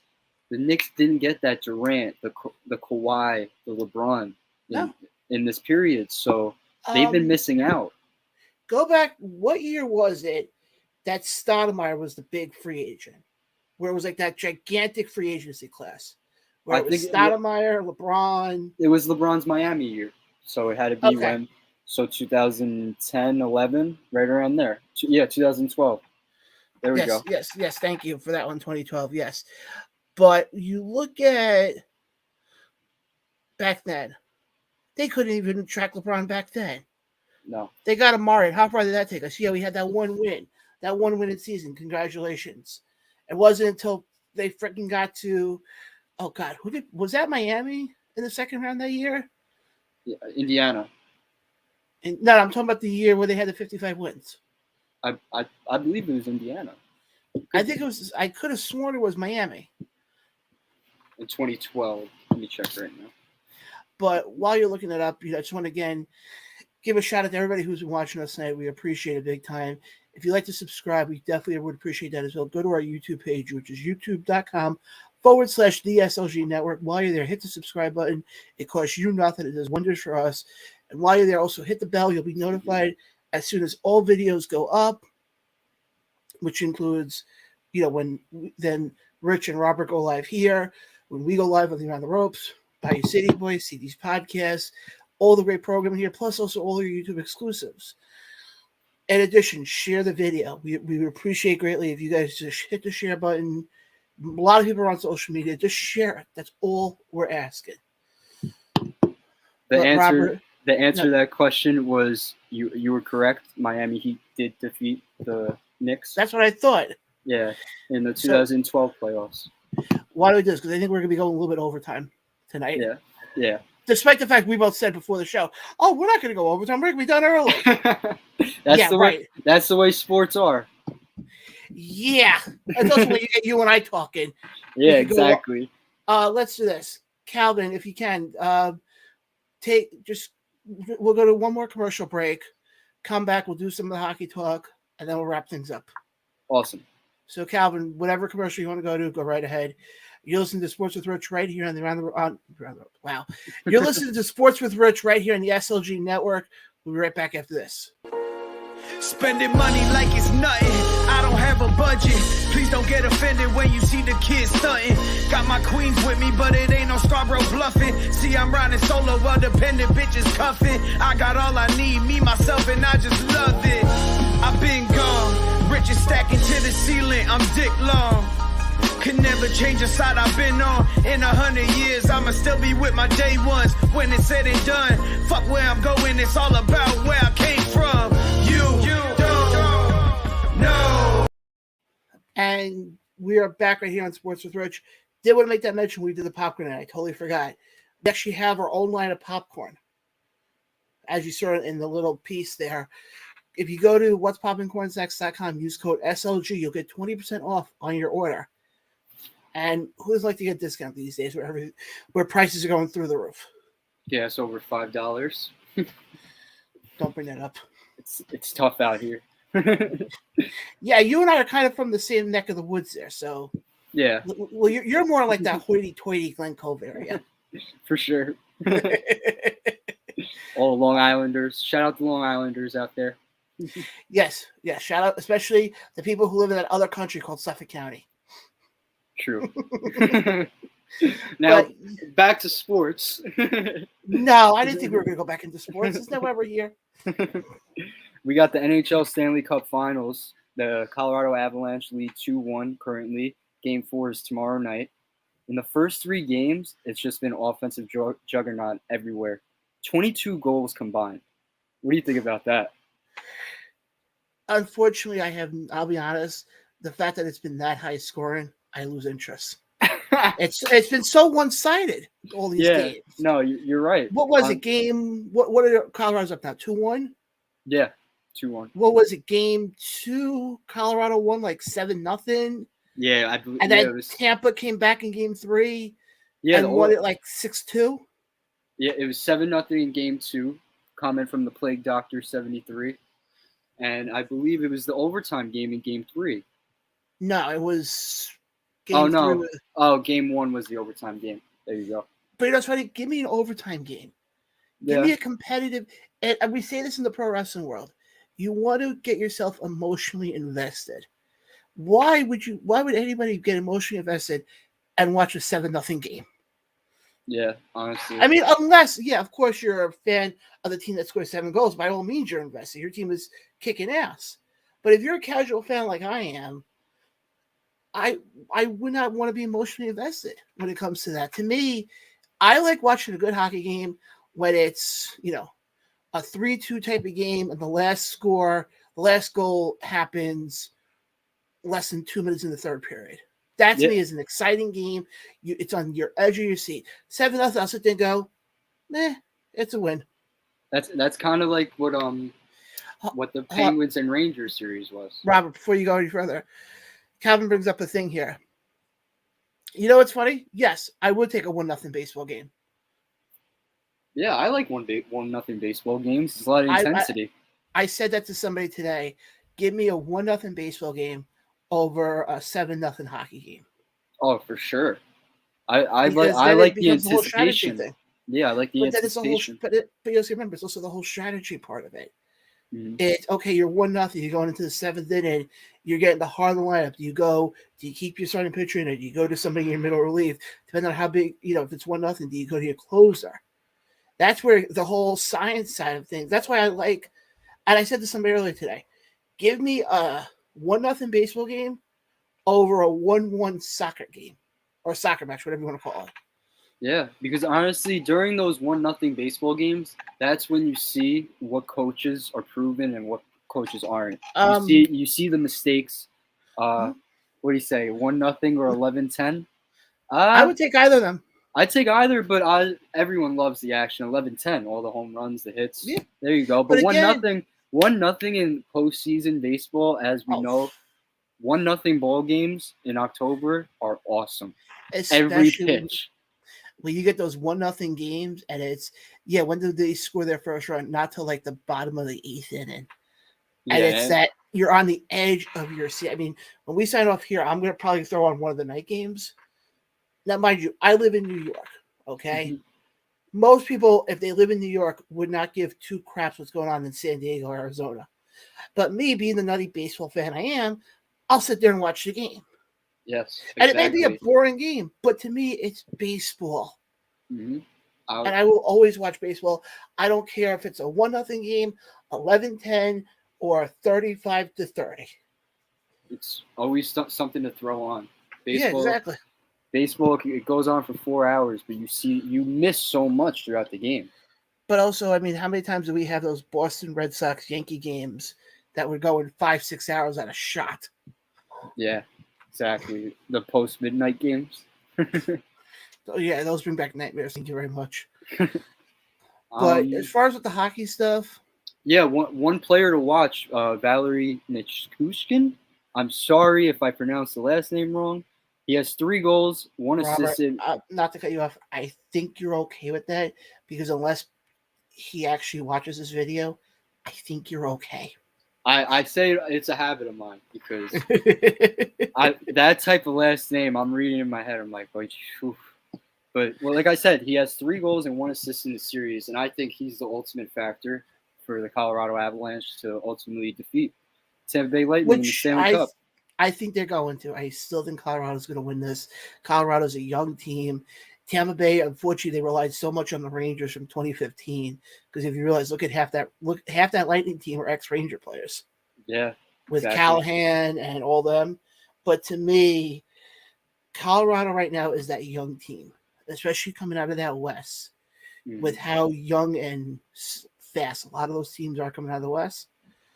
You're not coming into this position by the skin of your teeth. Yeah, I know you had the Kings back in 2015, who were the 8th seed and kind of had that run, but that's a once in a while type of thing.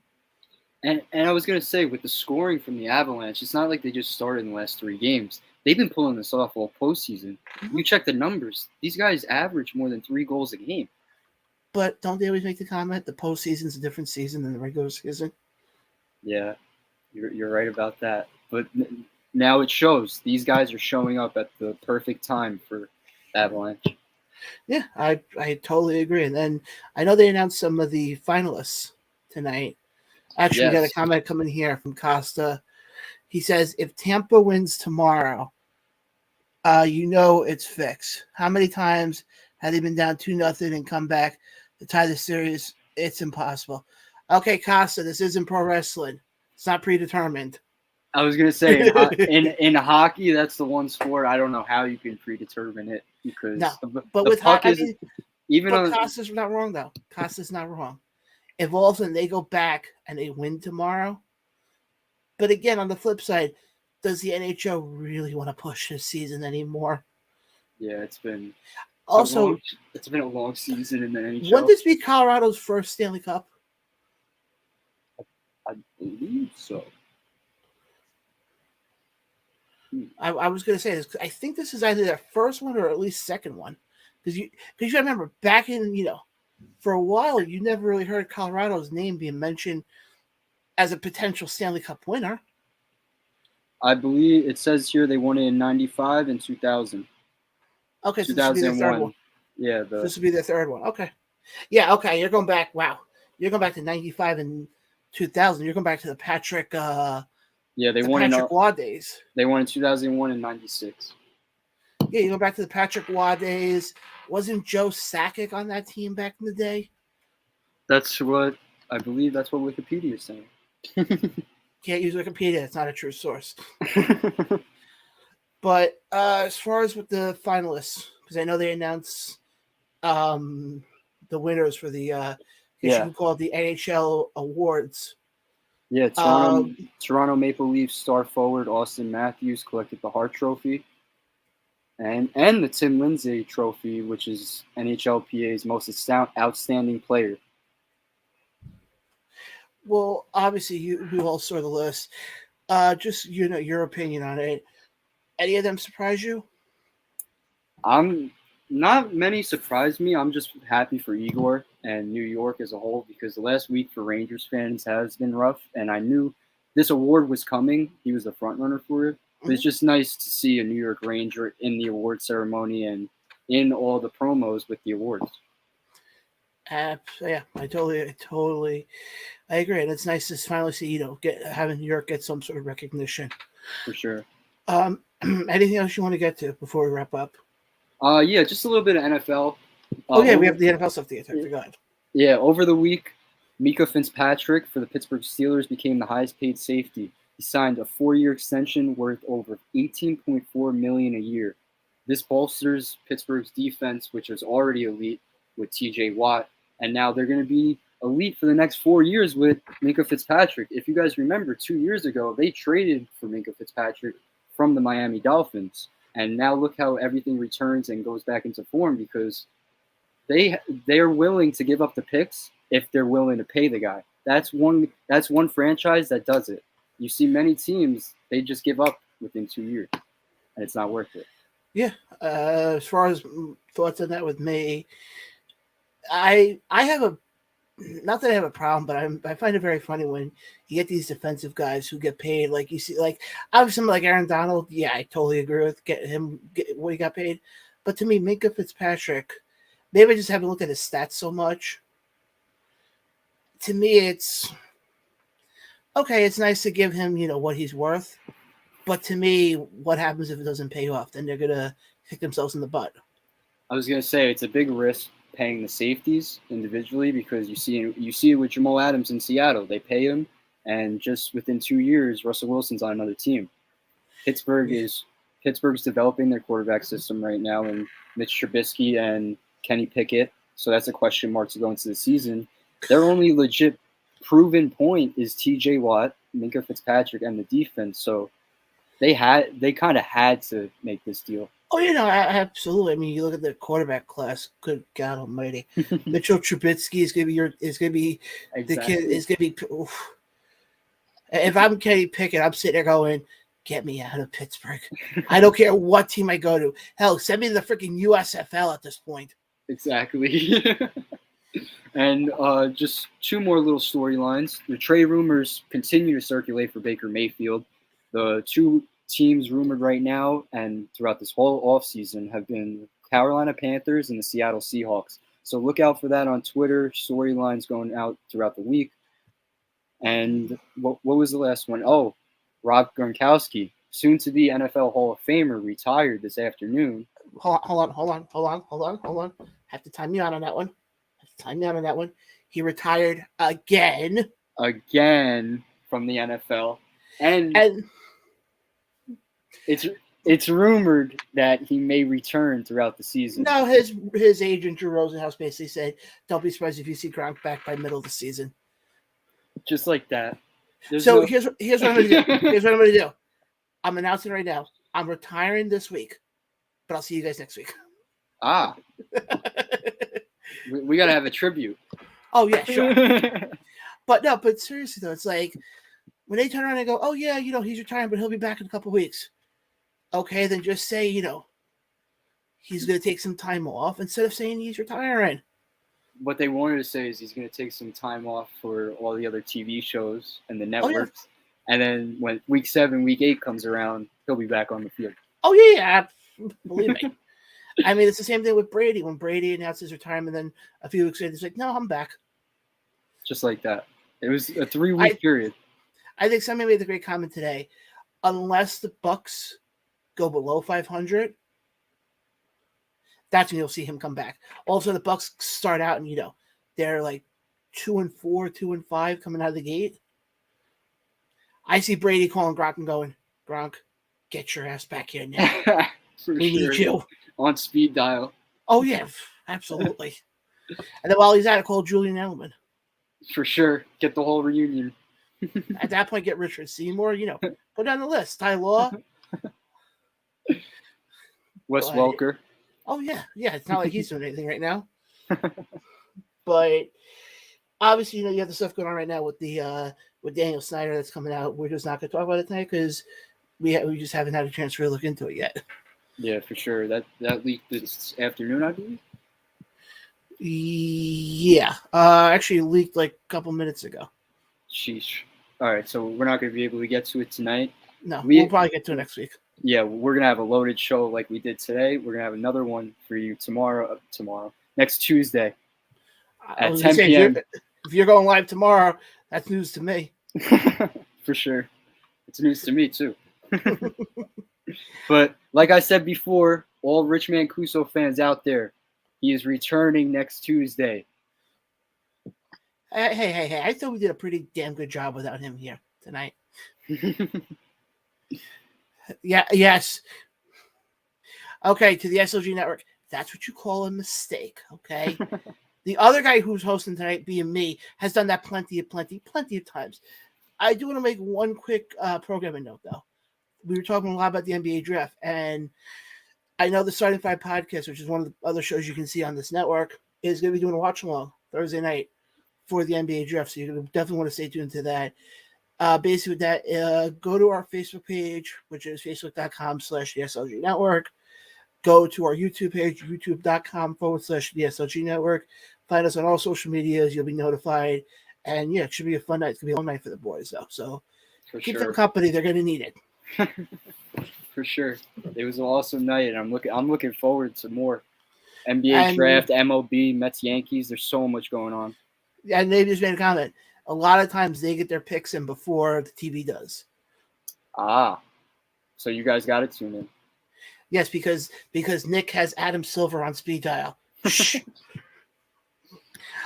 But Robert, tonight was a blast. It was fun.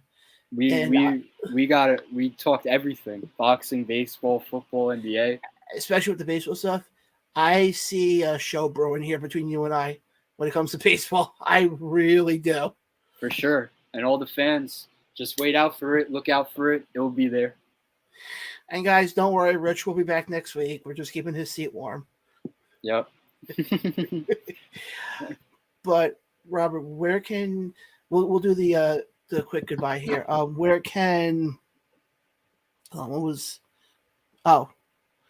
yeah, very funny there, Nick. One win. You guys got Carrasco. You guys have to go up against Carrasco tomorrow. Talk to me tomorrow there, buddy. And we'll see how well you do. Split the series 1-1 tomorrow. No big deal. I'll take that. As Split always. 1-1. Yeah, I was gonna say 1-1 for sure with Carrasco on the mound. But where can people find your articles? As always, my articles are posted daily on Latino Sports and New York Sports Day. You can follow me on Twitter at DrizzyRiz, on Instagram rrizzo4, Facebook Robert Rizzo, and as always, I'm going to be here on the SLG Network talking sports and everything else going on. And you can find me on Twitter at John_Blayne. Unfortunately, I don't have articles coming out yet. That's possibly in the works. You can follow my show Around the Ropes. We're at Around Ropes Show on Twitter. We're live every Tuesday and Saturday night starting at 8 p.m. Obviously, we're on right before the guys are on here. So if you're interested, you definitely want to check that out because with us, you get the truth and nothing but the truth. Follow the network at Network SLG. Like I said before, YouTube, we're at youtube.com/the SLG Network. We're on Spotify, we're on Google Podcasts, you name it, we're there. And just stay locked in because believe me, folks, we have a lot of stuff coming down that you don't even know about yet, folks. So just stay tuned for that. Stay locked into all of our social media accounts and just be prepared. That's all I'm going to say. And as always, the co-host of Sports with Rich says, keep it in the ring. Oh, I thought you were asking me. Go ahead. And as Rich always says, and as we have the segment with him every week, keep in the ring, folks. This has been a blast tonight. We'll catch you guys next week.